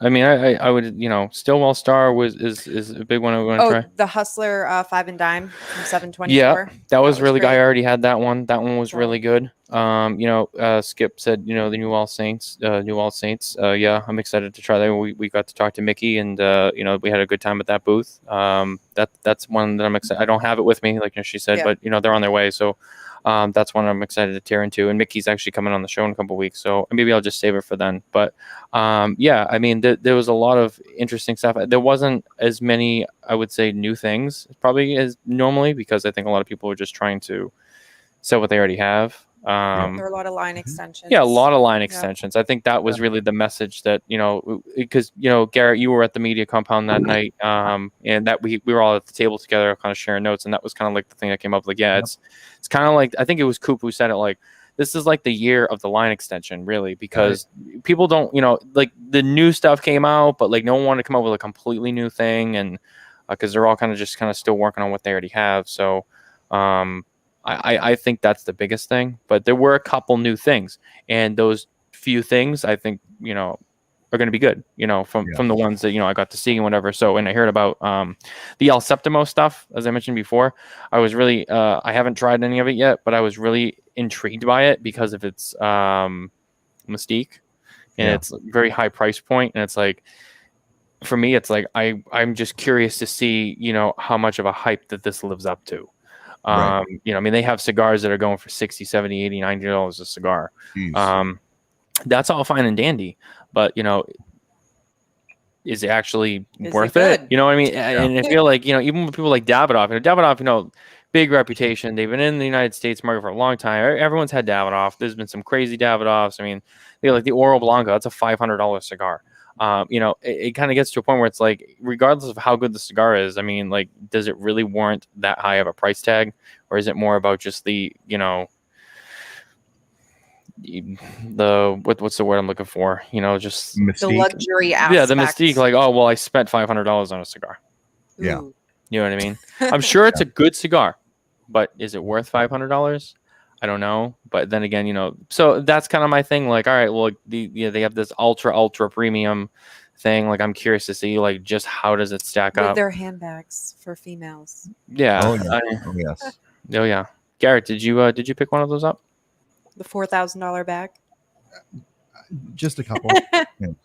Yeah, just 2 or 3. One for day, one for evening. Yep. It was so funny actually, because we were at the room 101 booth, and I was sitting with Matt, and we were having some conversation like off camera, and I said something to him about something, and he replied about something about being cheap, and I was like, you know that on Room 101 brands, you have a bag that's like $20,000 made from real ostrich. And he just looked at me and he's like, yeah, I sell it. I don't fucking buy it. He's like, come on. Nice. But yeah, I mean, yeah, so that was the other thing too. There was some other like non-cigar related stuff at some of these booths too that was very interesting. But Yeah. Anyway, that's really my take on it. Okay. I would say the biggest thing though, like that Stillwell Star, I'm so intrigued over because it's so unique. And I talked to a few retailers who said, I bought it. Didn't love it. We'll see what happens. When it comes to Saka, he has that cult following. He has, he's very good at being, engaged with people and getting people behind his stuff, which is great. When you own a brand, that's. But, if anyone could do it, I guess it could be Saka. But it's still, I guess it's really up to the consumers whether they really buy it or not. So I'm very curious to see how that one plays out. Garrett, what were a couple of your standouts? So my favorite new cigar was the Fiat Lux. Okay. Probably followed by the Fratello. Okay. Really? What about, is anything you haven't tried, but you think it's going to be a big hitter? So I mean the Laranja Blue, which I haven't had yet, but I love that entire line, and I can't imagine they would. And it's already getting great reviews. I'm a huge fan of that line, so I'm most excited about that one that I haven't tried so far. The Padron 60 is right up there with something I really looking forward to trying. Yeah. And if any of our local shops got any of the store exclusives from Tatuaje. There definitely are a couple shops up here that did. Yeah, I'm going to echo the Fiat Lux as one that I have smoked. I thought it's a very good cigar on the first couple samples. Very, very good. And the 6-in-1 Black I had already smoked and love it. The stuff from All Saints I'm actually very impressed with. Yes. I even earlier today smoked one. He gave us a pack with a couple that didn't have the final bands on them, just a plain paper band. It was the Colorado wrapper that I smoked earlier today. I was extremely impressed with that cigar. So hoping that plays out true to the the full release, because I thought it was very, very good. And then the definitely, I mean, like it's already been mentioned, that Padron 60 ring gauge is, I mean, it's a Padron and it's a 60 ring. People are going to go ape shit for that cigar. So that's going to be definitely did anybody find a hidden gem? Like, who the hell is this company, and why did not they made a good impression on you, and maybe even you tried the cigar and it was unexpectedly good? Did anybody have any of those experiences? Because I actually have one. I don't think I do. Not yet, but No hidden gems. well, we got to smoke through some stuff. Right. So did anybody stop by? There was a little booth that was tucked between JC Newman and Perdomo called Casa 1910. I was just going to say that, actually. So did you stop by there? We did. Yeah. We did. Yeah. Okay. I was Garrett and I, honestly, when we first stopped by, and they kind of drew us in, and we were sort of like taken by their story and the history and everything, and then we're very impressed with the way they presented their booth, and it was very colorful and well put together, and the cigar was extremely unexpected. I will say this: I think the cigars were a little on the young side, a little green maybe, but I kept smoking the cigar, saying to Jamie and Manolo when we interviewed them at the booth, just saying, "Are you sure this is a Mexican puro?" Just over and over. I kept saying that because it did not have a flavor profile of a Mexican puro. It's a Sumatra seed that's actually grown in Mexico for the wrapper leaf, and very unexpected. So I'll be looking forward to, Garrett and I will let those cigars sit a while and age a while, and excited to see what they do, because they were very engaging people with a great story, with history, and very open, and from what I can see, a very good product to start out. Yeah, and I think excited to hear too that they are going through the process of importing tobaccos from Nicaragua and Honduras to expand their line, because at this point they only have one blend, right? One blend, and in one size. So they're putting a lot of resources into this brand, and I hope they continue to do all the right things. But it looks like a good start. Yeah, I think so. But we'll see. Yeah, we did get the chance to talk to them. Small booth, but nice presentation. Very friendly guys. We haven't tried that cigar yet, but I have a couple of those in the sample cache that we have coming.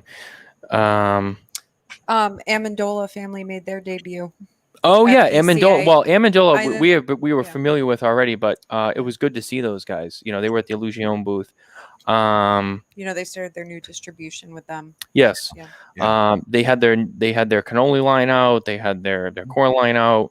Small, but they were there.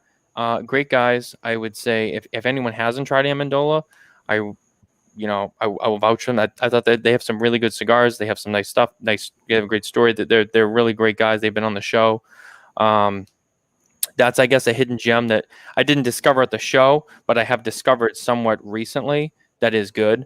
They only had like one round. Did you guys get a chance to talk to them? Folding table. Oh yeah, we had them on the show a couple months ago, and talked to them at the trade show as well. Yeah, they're definitely like a smaller, I would say up and coming brand that I've been impressed with so far. Yep, absolutely. Well, I want to tell one story before we move on here. So we're at the media compound. Oh Jesus!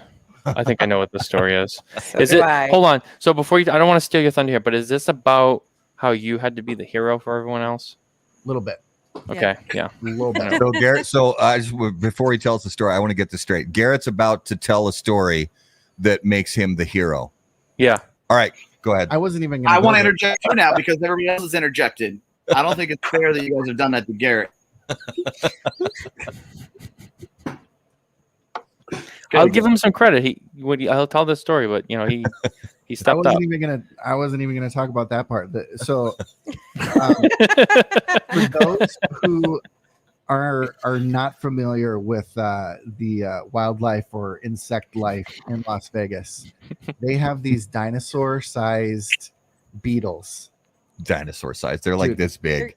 They're huge. No, Dude, they're like this big. No, Dude, they're literally like the size of the Maxi Jet. Like they're I huge. saw one. I saw one of them. I know you said, like but they were bigger than that one that you saw, and the rain was gonna come, and so then all of these ginormous bugs came into this little the covered area. Yeah, the covered area because they knew it was coming, and there was this one big one that we kept throwing over the wall, but he kept coming back, and right above this big table was this huge ceiling fan.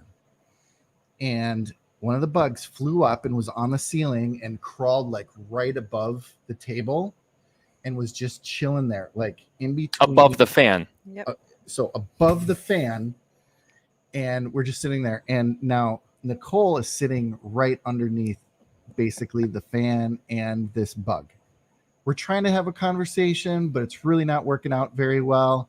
I think Loomis is the one that said, like, this is going to be like a game of Russian roulette. He's going to fall 100%. And So it's anyone's game. The bug starts moving, and I mean, it hits one of the fan blades right into Nicole. Like it just shot the bug right onto Nicole.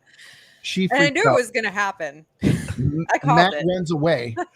No, I didn't. No. That is not what happened, Garrett. That is not what happened. That is not what happened. At first I was like, oh, and I ducked for cover, but then I see it was on her, and I ran to her side, and she kept spinning around, and I was trying to get her to stop so I could just grab it off, and I did that. I got it off of her. So let's be clear, I didn't run. So Matt's the hero. Yeah. Matt was the hero. See, And we got the story changes. But I knew it was going to fall on me. I have the worst luck, so of course. I mean, I swatted away. Garrett came like right over and just picked the thing right up like several times and threw it. And I'm like, I mean, I ain't gonna pick it up. But at one point he picked it up and he's like, huh. I'm surprised he didn't eat it. A little snack. Dude, just get rid of it. And he's like, it's not that bad. Oh yeah. All right, so let's say that we're going to review the trade show the same way we review a cigar, and let's say we're going to just use the classic 100-point scale and review the trade show and give it a score on the 100-point scale. Mm-hmm. This is the trade show, not the PCA as an organization overall. This is 2021 trade show. Well, it wasn't a plus 90, so on a 100-point scale, what's your score? Your cigar trade show review score for the 2021 PCA trade show? Let's go with Mike. What exactly are we reviewing? If we're not what exactly? We're reviewing the trade show as a whole, the performance of the trade show, the relevancy of the trade show, and we're going to continue that conversation in just a moment. You know, the first third, the second third, second third, final thoughts, burn performance, construction, the retro hail. It felt like a solid 65 to me. A solid 65. Okay. D. All right. Oh. That's low, that's, but okay. That's a little low, but that's okay. And the reason why I say that is because obviously there weren't a lot of brand owners and manufacturers there. The retailers that were there were the standard guys that they're going to do business with anyways. And I can never get over the amount of bullshit that's always fed to me. Best show ever. But like, I like they did e-juice, like e-cig stuff for a minute there with PC or IPCPR at the time. They tucked those guys in the corner, and they spent a ton of money and they lost their ass, right? Those guys, they're like, this was like, you could tell that they were distraught and upset that they lost a bunch of money. They were completely honest with you. You didn't have any of that. Everybody's gonna say it's the best show ever, and for me, that's just so horrible. It's like, well, would you have sold to all those guys if you didn't come to the trade show? Yeah, probably. There's no attract sequence there for new retailers, so you didn't have a lot of new cigars, obviously, because of the circumstances and the situation that's going on with the whole pandemic and stuff, and the fact that we're in a boom. So and then that's another argument too. Would you just because of the boom, would you have sold those cigars? Yeah. So there wasn't anything that was like, oh wow, that's cool, that's new, that's creative. Oh, look at all these new people. Then like none of that happened. So I can't give it anything but that. Okay. Matt, what's your score? I mean, I don't think it's in the 60s. It's not a plus. It's not a plus 90, but I mean, I'll go 82. Okay. Because I think that it wasn't a complete stinker. They were able to put it together in a short amount of time. There's a lot of things that need to be fixed. Much smaller scale show. I would say that it wasn't the best show of all time. Having said that, they have potential. And I think that they have a short window to make some changes on things. And if they don't do that within the next year or two, I think that's it. Not necessarily meaning like that's it, the show's over, but I mean, I think after that, if they don't make the changes they need to, I mean, it's going to drop off dramatically, which will lead to the end of it. But it happened. People were there. People seemed happy. Very few exceptions. But yeah, there's a lot of major issues that need to be fixed. Okay. Real quick before we move on to the Nicole, Mickey, since you're watching, out of curiosity, how many new retail partners did you sign up? And while he's typing that, Yeah, it's a good question. We can go to Nicole. I'm gonna go with a 72. I'm gonna go a little bit lower. I just, again, it was my first trade show, so I have nothing to kind of compare it to. And I'm from a different industry. I've been to other, different industry trade shows, but there needs to be more. It was small, and you can factor in COVID, but there needs to be more people exhibiting. I feel like in the future they need to fix that. However they do that. There was some weird programming. So that first night, like they tried to do that after hours cigar bar, like other nights, like they were trying that was over, and then it switched to happy hour. Like it just, that stuff I just feel like wasn't necessary. How about doing after hours or like the happy hour thing middle of the day? Yeah. When people are they made some adjustments on the fly. They realized that the after hours thing really was a failure. So they tried to shoehorn it into a midday happy hour. We were too busy to do any of the midday happy hour stuff because we're too busy talking to brand owners. So, and they had to do it because they had that incentive where people got like cards with like $100 for drinks and stuff. So they had to offer something else so that people could use that. Which I think is worth mentioning, by the way, not to like just kind of change course here, but what a lot of people don't realize about it is, that whole after hour thing was implemented back when the COVID restrictions were still in place. Yes. And at the time, they didn't think that people were going to be able to go back to the casino and smoke like they always do. So it was like, well, we're trying to create a place where you guys can hang out and smoke, because you can't go on the casino floor. Obviously on June 1st, the restrictions went away and then you could. So it was like, that was still in place because they kind of set it up. And on the first night it fell apart because no one wanted to be there. Because, every manufacturer said, we're going to Bar Luca. Yeah. We spend all day on the floor. Like we don't want to be here anymore. We want to get out, and I get that, no one wants to stay there any longer, and it's like, let's go change the scenery. So that's why I think ultimately that's really why it fell apart. Now, if Bar Luca was not an option to smoke at, you bet your ass everyone would have been at the after hours party because there would have been nowhere else to go.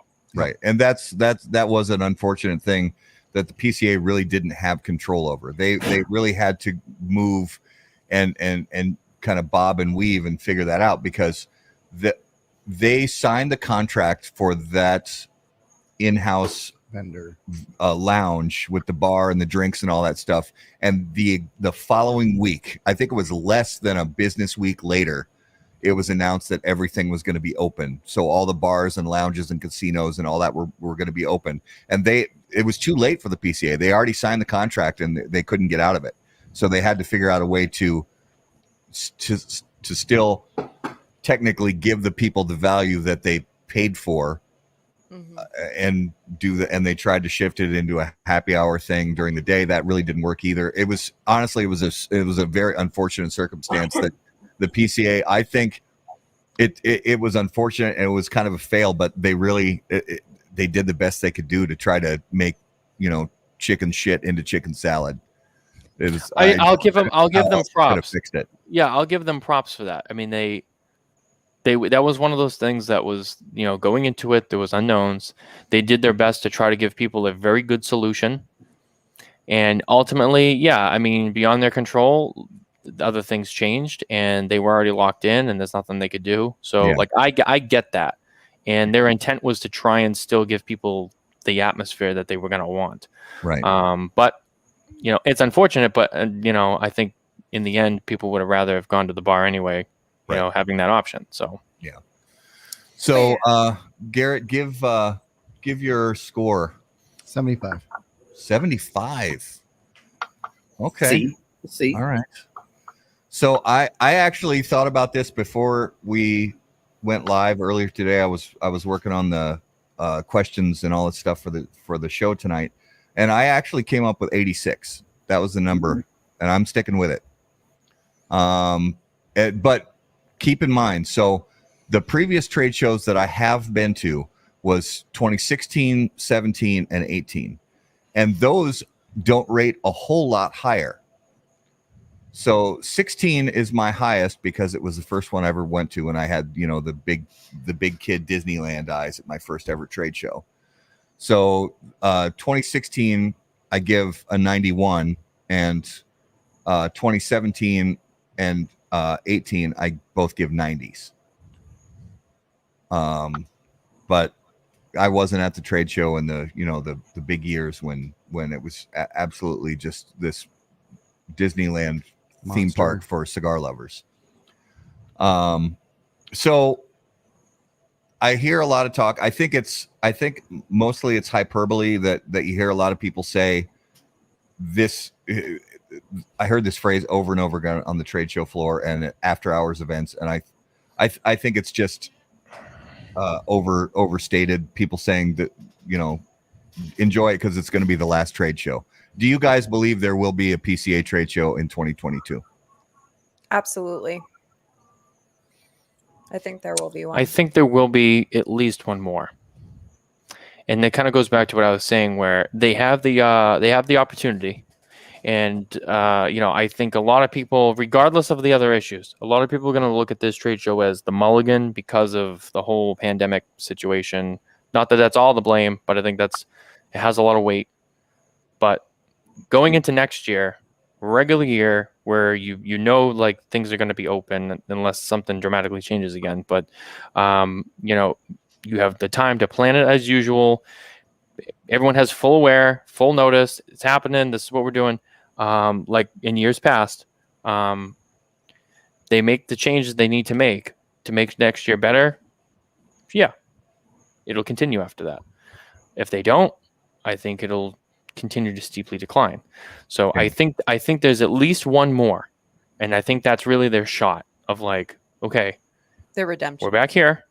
We made some changes. This is what we're doing. And I think that's key. I think 2022 happens, and I think it's crucial. That's a crucial show for everyone involved. After that, 2023, who knows? Mike, what do you think? I don't know, man. I don't know. You know, you need a lot of things to work out. You need brand owners and manufacturers to come together. And I don't know. I've never seen that. I'm hoping that, you know, I'm optimistic about it. I hope that does happen.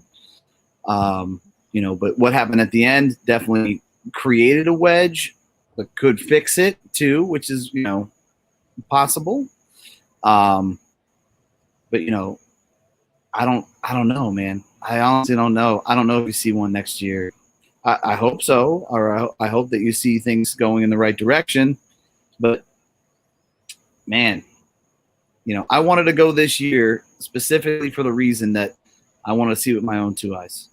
Because the opinions that you get and the things that you hear in this industry, they're always blurred, right? And, you know, I don't think anybody's ever 100% honest. I would have been more than happy to say, hey, man, you know, this place was packed. You know, everybody crushed. It was amazing. You saw rallying and coming together and the whole gamut. But I didn't see that. I didn't even see one of those things, you know? So, not to mention a lot of revenue share was lost this year. Can they sustain that? You know, I don't know. I don't know their numbers, but it can't be good. It cannot be good. After a whole year missing it, and then this year, I don't know, man. I just don't know. Mm-hmm. Yeah.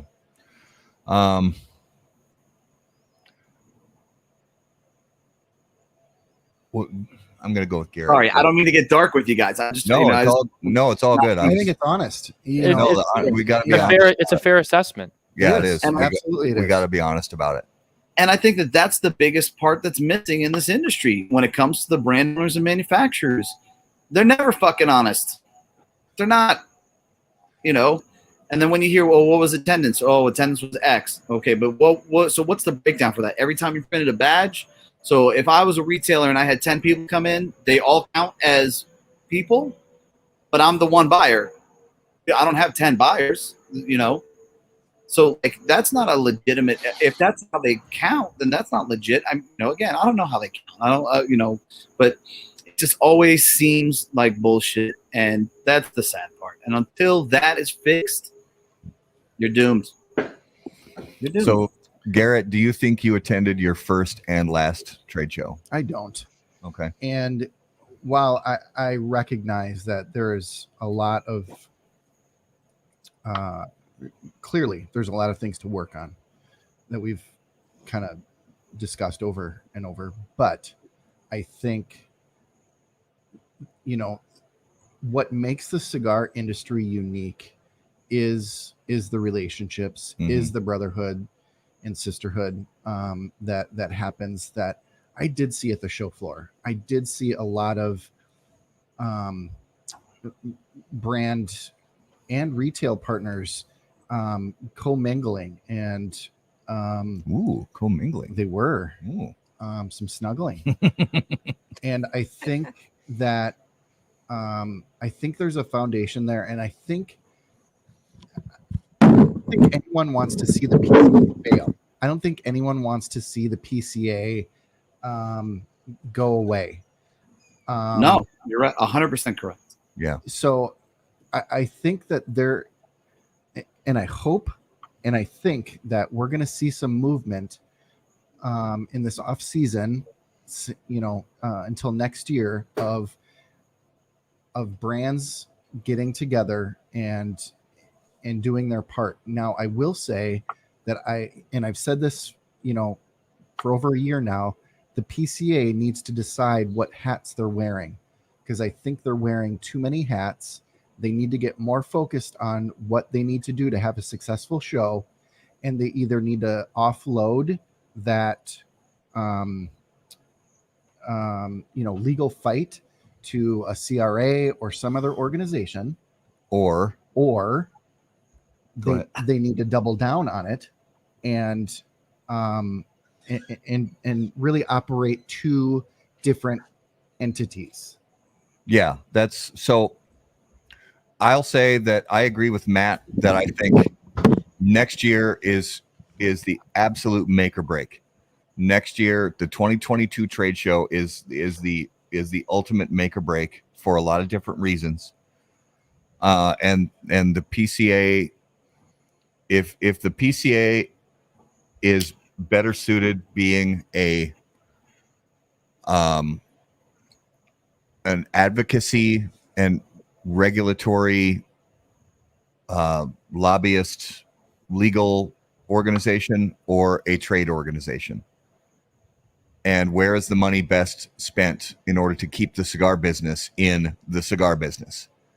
And if that means that it's better spent by leaving the big get-together shows to other people, and that there's still money going into an organization called the PCA that goes to hire lawyers and researchers to continue fighting the FDA, so be it. But I agree that next year is make or break. And it's not like when the trade show happens, it's everything between now and when the trade show happens.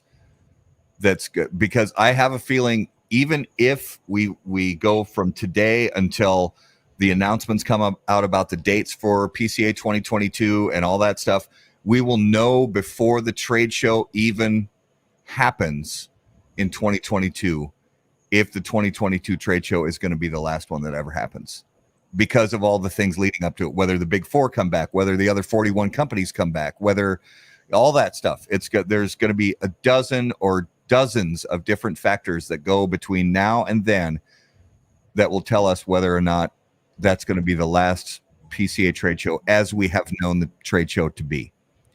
So really briefly, before we get into Numero de los Muertos, let's just briefly touch on the irrelevant controversy.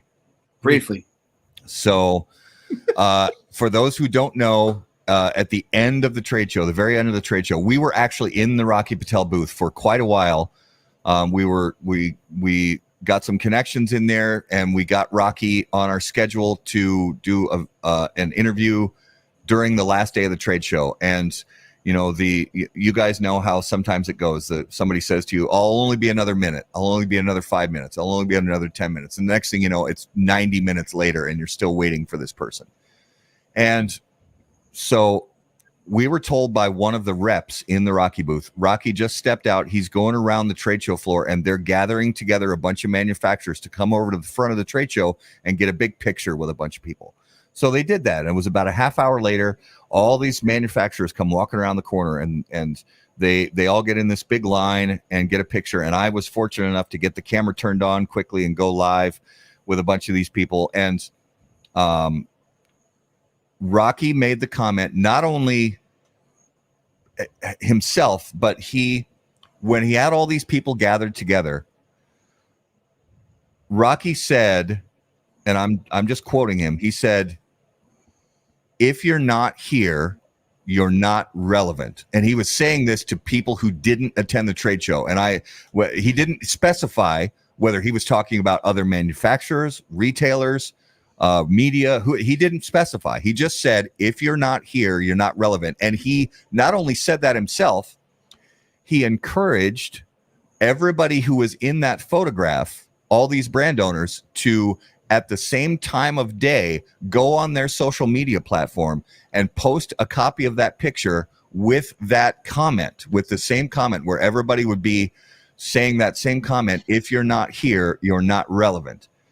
And that, of course, sparked a massive firestorm. What? Yeah.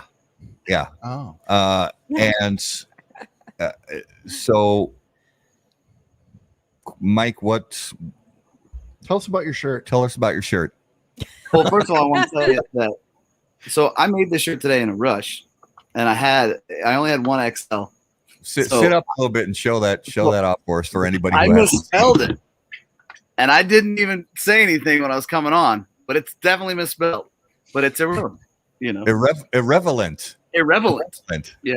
Oh, I didn't even notice before that it was misspelled. Yeah, well, because your mind's gonna train you to fix it, right? Yep. I was like, screw it, I'm gonna wear it anyways. I don't have that kind of time to fix it, so we're rolling through, and I didn't have any more XL shirts. So, but yeah, so I don't even know where I qualify in that statement, because I was there as a retailer, but I wasn't there as a brand owner manufacturer. So am I relevant or am I irrelevant? I mean, who knows? Who do I speak to about that to get clarification? I will say this, I don't know what Rocky was thinking when he made the statement. And as an attorney, you think that he'd choose the right words. Maybe he did, maybe he didn't. But the reality is that conflict can breed resolution, right? And to piss everybody off all at the same time, that's not necessarily a bad thing. As long as people realize that the statement that was made was a clear misstep.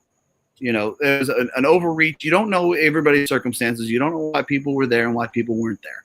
You don't know who supports PCA, who doesn't support PCA, whether they have a booth or not.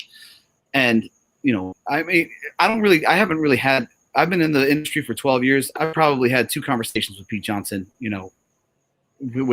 over that decade. Right. But I got to give him kudos for, he makes a statement, he realizes what's going on. He kind of, he takes it all in, he understands. And then he goes back and says, you know what? I apologize for saying what I said. That isn't what I wanted to project, and I want everybody to come together. So kudos to him for pulling that off, for saying that. And I think that that's the real reality of we need to put all the bullshit aside here. We need to put the lies and the garbage that's constantly been going on in this industry. Egos to check them and come up with a real resolve. I think that. And if that conversation is sparked out of what had happened, great. If that statement drives a bigger wedge, then you just wrote a death sentence to the PCA. So I'm hoping, obviously, for the former, not the latter.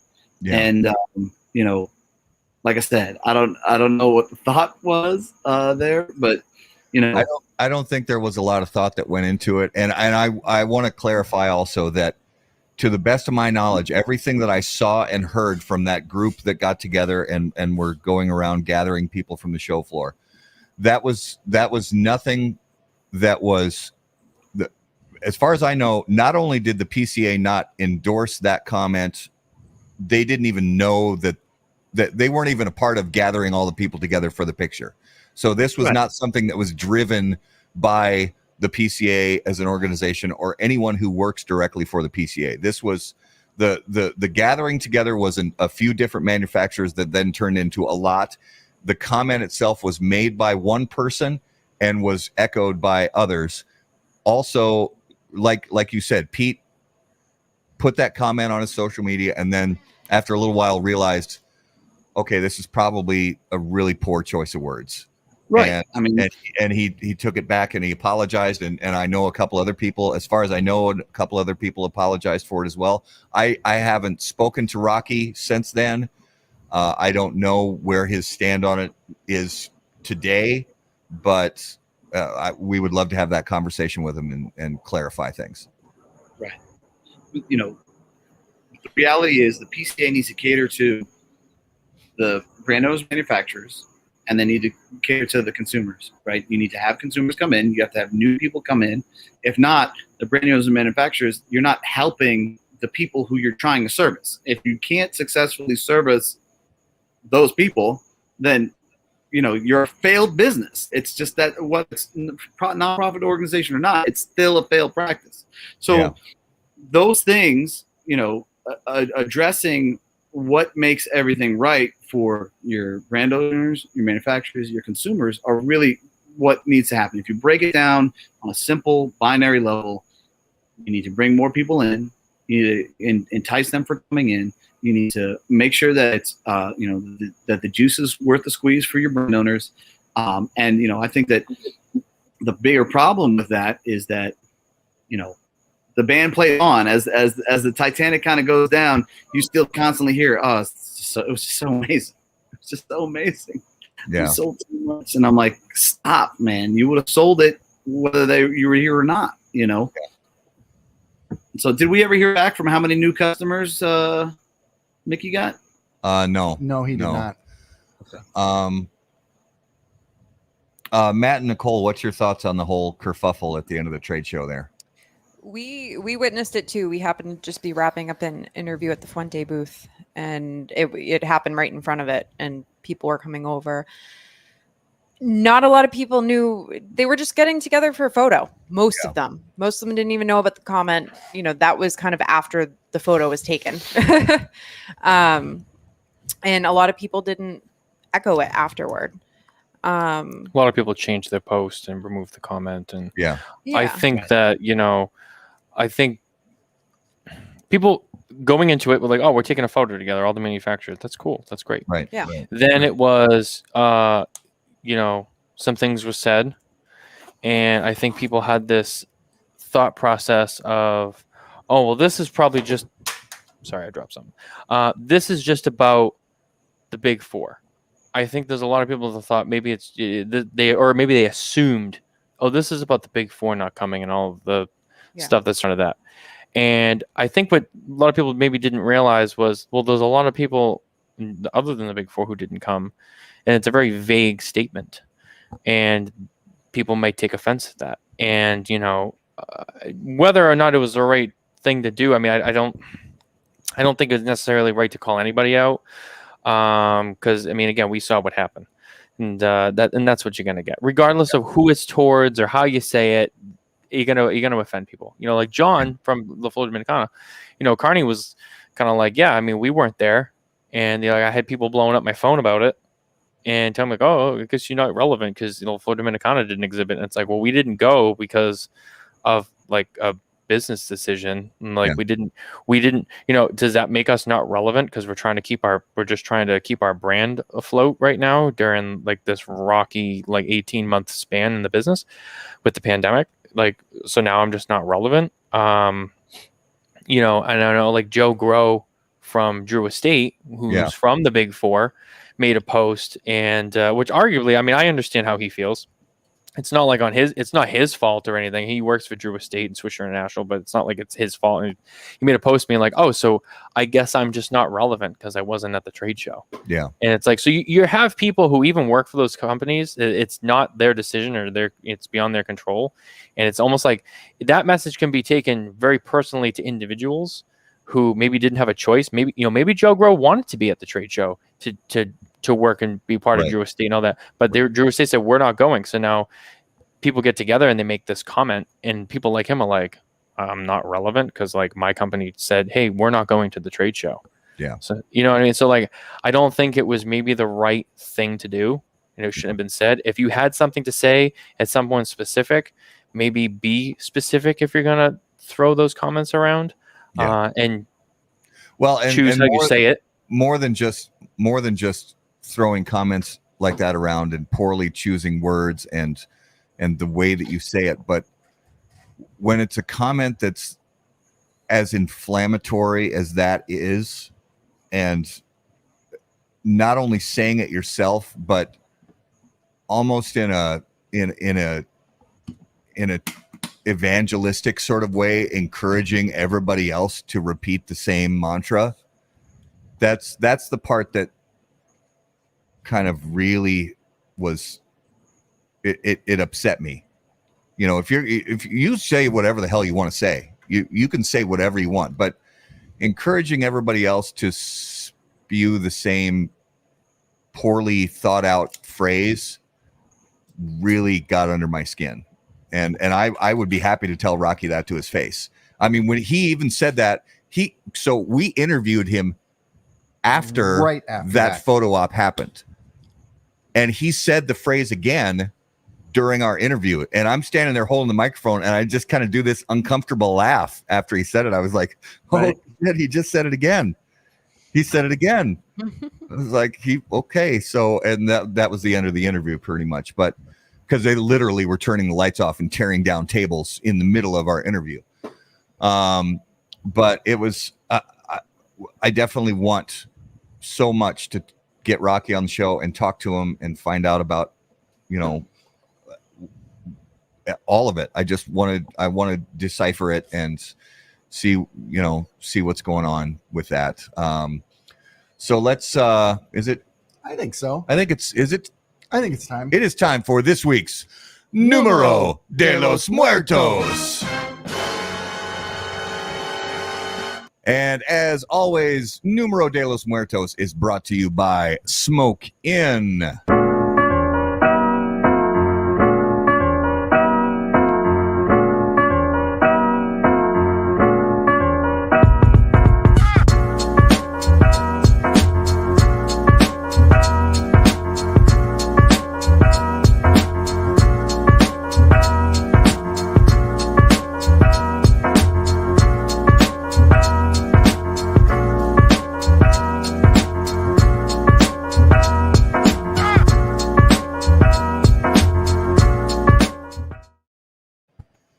All right, here we go with Numero de los Muertos. Garrett, what do you have for us this week? All right. Super specific. 12 people died in 2018 here and from this. So,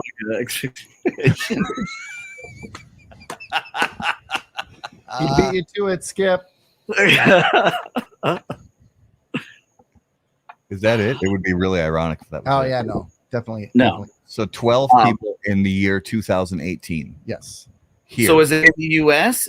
So we need to figure out where and how. Oh, so we need a location and a cause of death. Yes. So as always, all of us here on the show, Nicole, Matt, Mike, we all get to do guesses. 20 questions. We can ask yes, no questions, and our viewers can chime in as well. Mm-hmm. It is not heat stroke. It is not. Is it in the United States? It is in the U.S. Is it in one of those? Go ahead. It is not a city. Is it a sickness? Yeah, is it a Not a sickness? sickness. Okay. Is it located in one of the regions that we're from? Smoking Yes. tobacco service. Okay. Is it smoking tobaccos? Or is it mine? Is it Florida? No, it is smoking tobaccos backyard. Oh. Okay. So is it lobster related? Backyard. It is not lobster related. Lobster. All right. No. Hmm. So it's in our area, 2018. What's Mm-hmm. happening? Not here? an illness. Not an illness. Was it people jumping off of the Tobin Bridge? It is not bridge jumping. Is it suicide related? It is not. All right, so it's not sickness. It's not suicide. Workplace accidents. It is not. Is it Is is it accidental at all? Yeah. Okay, so it's an accidental death. That's not sickness. It's not suicide. It's accidental. Does it mainly happen when people are on vacation? No, Does it involve boats? it does not. Does it involve snow? It does not. Okay, so it's not snowstorms. It's not water. Does it involve machinery? It does not. Does it involve food? No. Does it involve a high level of attendance? No. Does it involve irrelevancy? Does it involve sex toys? Oh. No. That wouldn't be.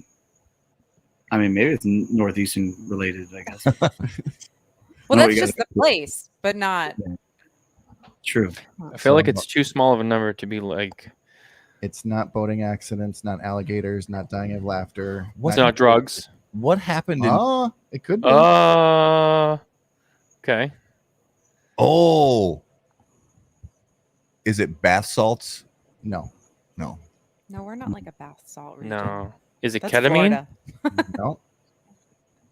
12 people die. Is it oxy? So can you just read it off again, just so I can have a. Northeast. 12 people died in 2018 from this in In the Boston area? In the Boston area. Okay, so we know it's the Boston area. 2018. Probably bar What fights. happened in Boston 18. in 2018? Is it Red Sox Tide- won the World Series. Tide Pods? Nope, not Tide Pods. Was it riots after a sporting event? Is Well, it you said it Boston was Marathon? drug related. Oh, You drug. said it was drug related. That could mean a lot of things, though. Yeah, it's still very broad. Magic mushrooms. And What? it's not so it's not all drugs, but sometimes drugs were involved. Does it happen in Combinate- bars? What's that, Mike? Does it happen in bars? No, not I don't believe so. Is it involving the addition of alcohol with it? That also plays a part. Yes. Skip says vaping. It is not vaping. It's not vaping. So Quentin is getting closer. Uh-oh. Okay. Quince. He says alcohol overdose. So that's close. Yep.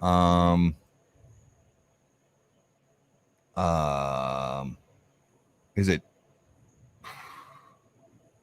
misspelled It's shirts? definitely misspelled shirts. And now you guys picked up on it. Now it's So it involves alcohol and drugs. It's accidental. So it's most likely some sort of overdose. is it GHB? No. Is it Is- choking while shotgunning a beer? Ooh. No. Is it an action that goes along with the alcohol and drugs? Yes. Okay. Well, Ooh. so here I will say it's how alcohol and drugs are delivered. Oh. Snorting, No. injection, No. Drinking. and dark. Anally? Anal. Anally. So Wow. people who anally ingest maybe Oh my god. Coke or pills with the mixture of alcohol to make it, they dissolve it in the alcohol and they anally ingest it. An enema, death by enema. So it's called boofing. There's a name. We shouldn't be laughing. There's a term for it. So I'll tell you the how. And it is Don't tell me the how, please. so did you guys know about alcohol tampons? No. No. I What do didn't you- So you soak alcohol in the tampon and you put Yep. it in and you just absorb it and then throw it up there, and apparently you get intoxicated within minutes. Right. your Go into the stomach bloodstream. Yeah, your stomach doesn't break down any of the sugars or any of the other things, and it's almost immediate absorption. Well, your liver doesn't have the ability to process and slow it Correct. down either. that's Yep. true. Ah. Boothing. Booth, is it boothing or boofing? Booth. Oh, with an F. With the F. It's still both of them apply to him. They so, both I do mean, still apply. Now, That gives the whole new term to it's boofy, baby. That gets Yeah. a whole. so now Who'd have thought you're killing people? so he, where as he would Boston? say, he's enchanted by this He is conversation. enchanted. He is I'm enchanted by this, Garrett. Please tell me more. Mhm. Where in Boston? Oh, is there a specific? Hmm. Methadone mile. No, We're in Boston. Lynn. no, Is it Like, wait, hold on. Is it a place or like a city or town? it's a place. It's Oh, a it's- place. Oh, And can I ask this question? Is it specific to the actual city limits of Boston or the Boston area or both? I mean, That's a good question. I would Like I the- think the- it's Quentin for the win. oh, BU. It's at BU. Wow. story checks out. So it's a college girl thing. So, So 12 college girls died. 18. it was 18. actually half and half. It was about half and half. Oh, some dudes Yeah. putting Can you up their, imagine that bum? conversation? Oh, so it's Delivering that to boofing the if it's parents? yeah, delivering Oh. that news to the parents. Yeah. Can you imagine? Yeah. So it's like you have to make that call. Be like, yeah, your kid who was smart enough to get into BU, right, was dumb enough to say, let's take a vodka tampon and shove it up my ass. Yeah. That sounds like a great time. Hey, Yeah. play stupid games, win To win stupid stupid prizes. prizes. Yeah. Yeah, That's crazy. I mean, it's not like it's sad because people die, but at the same time, it's also like, I mean, it's a little. who thought of that? I mean, Yeah, who's the first person? You have to picture like some random person all of a sudden is like, Hey, wait, if I soak this tampon in bourbon and shove it up my hoo-ha, throw it in my. I'll get super. So- And then they super told fast. someone else about it. So And then to be they told fair- somebody else, yeah, so to be fair, on the Howard Stern show, I don't know if any of you guys listen. I It's know you guys probably all know. Been years since Yeah, I watched Howard Stern. So recently, in the last few years, Howard Stern had Richard Christie. For those who don't know, who's one of the cast or the staff members rather of the Howard Stern show, who does a lot of weird things, plays with his sexuality a lot. On an episode, he actually had a funnel put in his asshole, and they poured wine in there, and he was trying. And the goal was, could he taste the wine through his asshole? So I mean, maybe that's where the idea came from. Oh, we'll just put it right in the ass. Well, Quentin says he's been doing it for 20 years. So Is it a good maybe- time, Quentin? Maybe that's how some cigar reviewers do it. Yeah, Steve-O did it too in Jackass. He had the butt chug funnel with the beer. That was that too. Jeez. Oh, good times. the retro is great. The retro on this one is just awesome. I'm For getting for this review, 3 cigars were smoked orally and 1 was smoked anally, and the flavor changes were dramatic between the two experiences. Orally, they got a lot of pepper, a lot of chocolate up front, and it mellowed down to a nice sweet pear. Anally, I got a lot of heat, Chocolate? a lot of pepper, a lot of cayenne pepper, and then it kind of mellowed down into like this curry sensation. but the final third was a real bitch. Weird. For this review, we smoked the 6x60 Oh. anally, and we did the Lancero orally to keep it light. So And that's how you end a show. we set trends here on How About That Cigar. That's what we do. it's true. So that was this week's Numero de los Muertos. That That will be the best Numero de los Muertos of all time. Skip Martin next week on Developing Sphincter.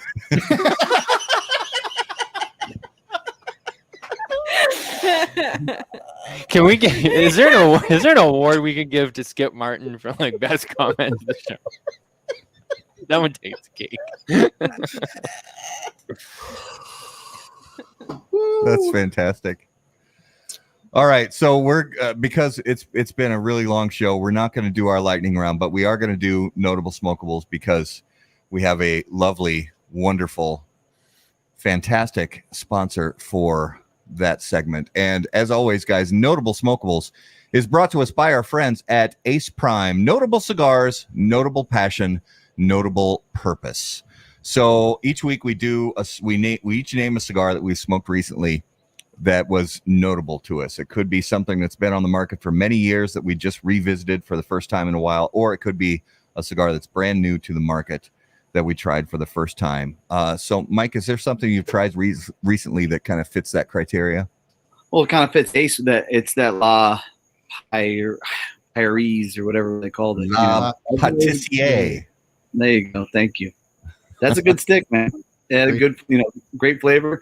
I know that they were a little premature at the show, but kind of looking even with that, it still tasted really, really well. So yeah, they were looking to see how they kind of dry out and see how that it formulates. But just with what I smoked at that time, I was like, okay, this is impressive. Nice. Nicole, did you have something recently that fits that bill? I'm gonna go with what I mentioned earlier on in the show, which is the Fiat. I can't say it. The Fiat Lux. The Fiat Lux. I'm trying to make it fancier than it is. I feel like, but I had notes of peanut butter in that cigar. Oh, nice. Which was interesting. And someone else had said the same thing, but that hit me good when I smoked it. So, Matt, what about you? Hustler 5 and Dime from 724. Okay. Oh yeah. Fucking great cigar. Yeah. Haven't job well done to Kurt. Okay. Yeah. I haven't smoked it yet, but excited to try it. The thing that I got, and it's funny because I said this to Nicole. This isn't like I just came up with this now. So I'm a big fan of the. You guys ever had the Godiva like chocolate biscuits? Oh yeah. Mm. Right. The milk chocolate ones. I remember smoking that cigar, and it was chocolatey. It was sweet. It was great. And I just remember I was like, oh my God, this is like those Godiva biscuits. It's got the chocolate, and it's got that crust to it. It's just, it's good. That one blew me away. Garrett, what was yours this week? I'm seriously not fanboying out with the hat and the cigar. He totally is. But he's going to anyway. Yeah. The Tirade by Dissident. Yep, by Dissident. I just had it in it. You guys, it's fan-fucking-tastic. So flavorful. Yep. Good cigar. Great cigar. So while we were in Vegas, we of course had to go to the mandatory stop at Casa Fuente. Oh. And I grabbed one of the Casa Fuente Corona Gordas, and I grabbed two of them actually. Smoked one there at Casa Fuente, brought the other one home with me. And it's such a beautiful cigar. Yep. In that size, everybody knows that size is my jam. 5 5/8 by 46, and it's just a great little cigar. So if you guys ever get out to Vegas, stop by Casa Fuente, pick up one of those. So that was this week's Notable Smokables, brought to you by Ace Prime, improving lives through fine cigars. Visit aceprime.com to learn more. So for our viewers and listeners, thanks so much for watching this evening and listening on the audio podcast after the fact. To give you guys a little idea of some stuff we have coming up in the near future, next Monday night, we are going to have the second installment of the Cigar Industry Hive Mind with Charlie Minato from Half Wheel, John McTavish from Developing Palates, Honest Abe DeBabna from Smoke Inn, and Skip Martin from Roma Craft Tobacco. We did this show last year, and it was an absolute riot, and we're going to do it again next Monday. And then coming up not too long from now, on Monday, August 9th, we have Juan Martinez from Joya de Nicaragua Cigars. So For Matt and Nicole, give us a quick idea. Where's the best place for people to keep up with smoking tobacco and somebody you maybe have coming on the show soon? So actually this week on Thursday at 7 p.m. EST, we have Terrence Riley from Aganor Salif. Nice. He will be on. For those of you who want to watch, we go live on both facebook.com/smokeandtobacco, youtube.com/smokeandtobacco, and then it's posted to all the podcast networks after the fact. And then we also have our website, which everything is posted on as well. Absolutely. Awesome. And Mike, what do you guys have coming up on the podcast? And let people also know where they can find your retail shop online. Retail shop, cigarhustler.com. Upcoming for the podcast is just going to be the ever so eloquent Mike Palmer and myself, just catching up and talking about industry stuff, as normal. We generally don't have a lot of guests. When we have them, we like to do in-person events only. So we kind of space that out. Obviously, it's not the easiest thing, especially with the pandemic for the past year. So, but yes, cigarhustler.com, Cigar Hustlers podcast. We're on Spotify, Podbean, YouTube, all of it. So nice. Check us out. MySpace. Never forget. Never forget. Never forget. Never forget. Yeah, don't forget about Tom. He was good to us. He was good to us. He was not anti-tobacco. Yeah. He let us do whatever we wanted with our pages. I had great music there. The page theme, the music, when you got to that page, you got to pick whatever song you wanted and you clicked on that profile and whatever came on. Before his time. It was before his time. Yeah. Yep.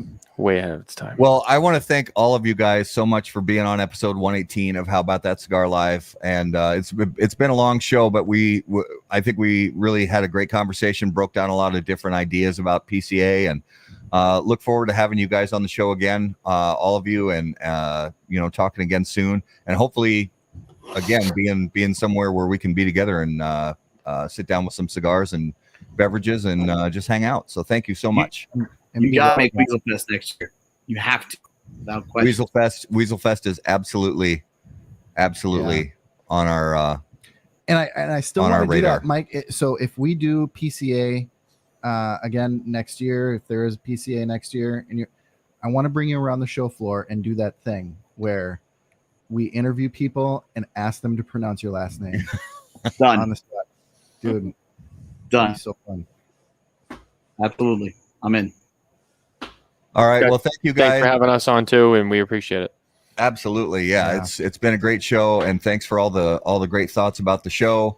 It was great seeing you guys, and hopefully we can see you again soon.